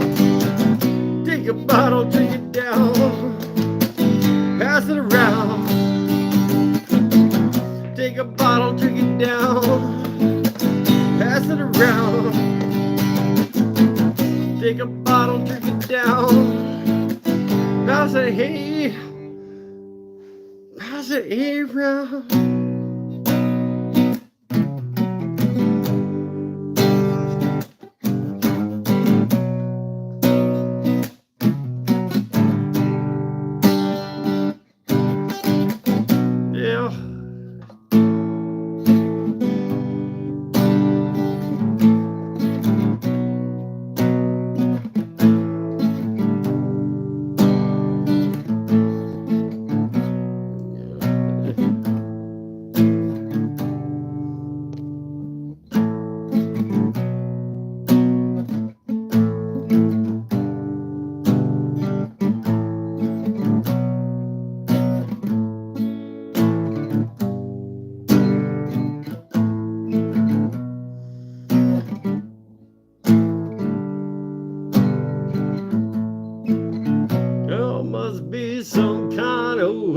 out of here, says the joker to the thief. No, it's too much confusion here. I can't get no relief. No reason to get excited. Oh, it's not me. Oh, there are not guns holding down. The hour is getting late, late, late, late.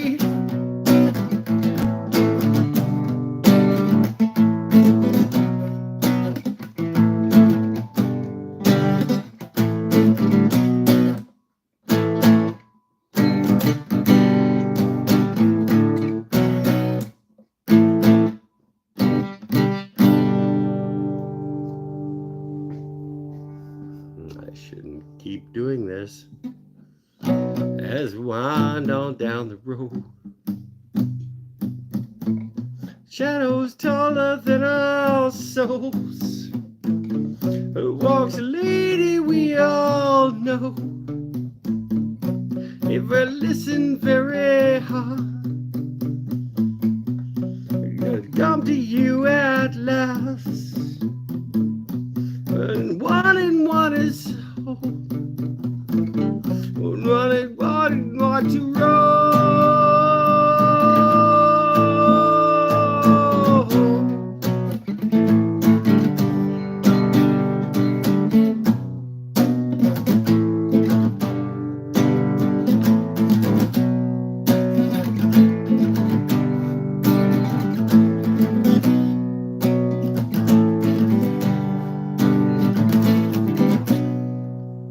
One night, thunder crash, my seat back outside the windowsill.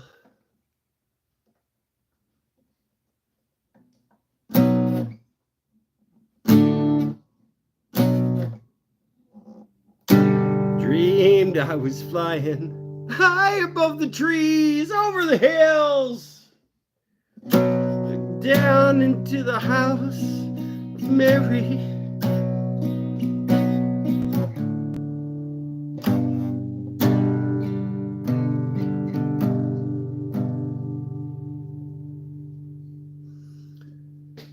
That would you feel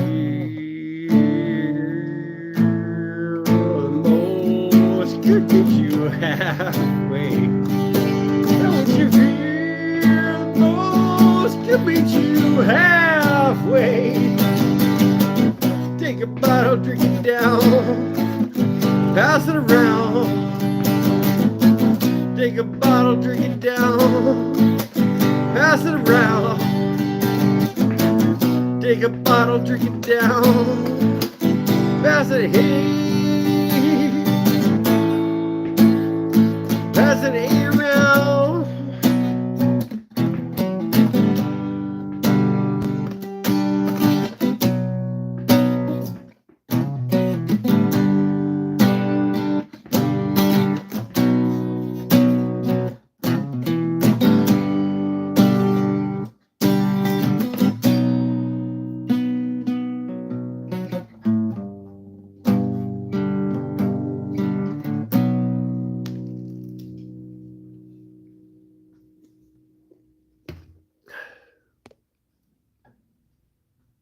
That was enough fun, I guess.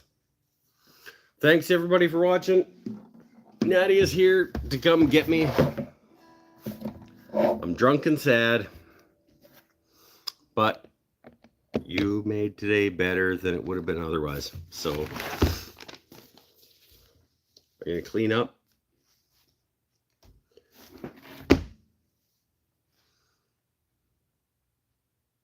She's gonna lecture me on behaving badly in her shop.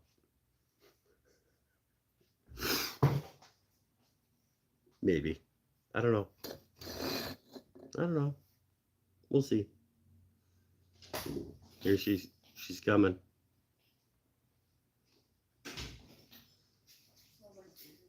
It smells like beer. Am I getting an emotional lecture? You should see the moon. It's ginormous. It's like the size of this building. The moon is big? Yeah. That is here. All right, we're gonna pack it up. My ride's here. My friend Natty has come, and she hasn't lectured me yet. Do that in private. We'll do that after we turn this off. Yeah. Thanks, everybody. Stay happy, stay healthy, stay safe. Thank you once again for coming. Bye for now. We'll see you next week. Check out crowsnestgallery.com. Order some stuff.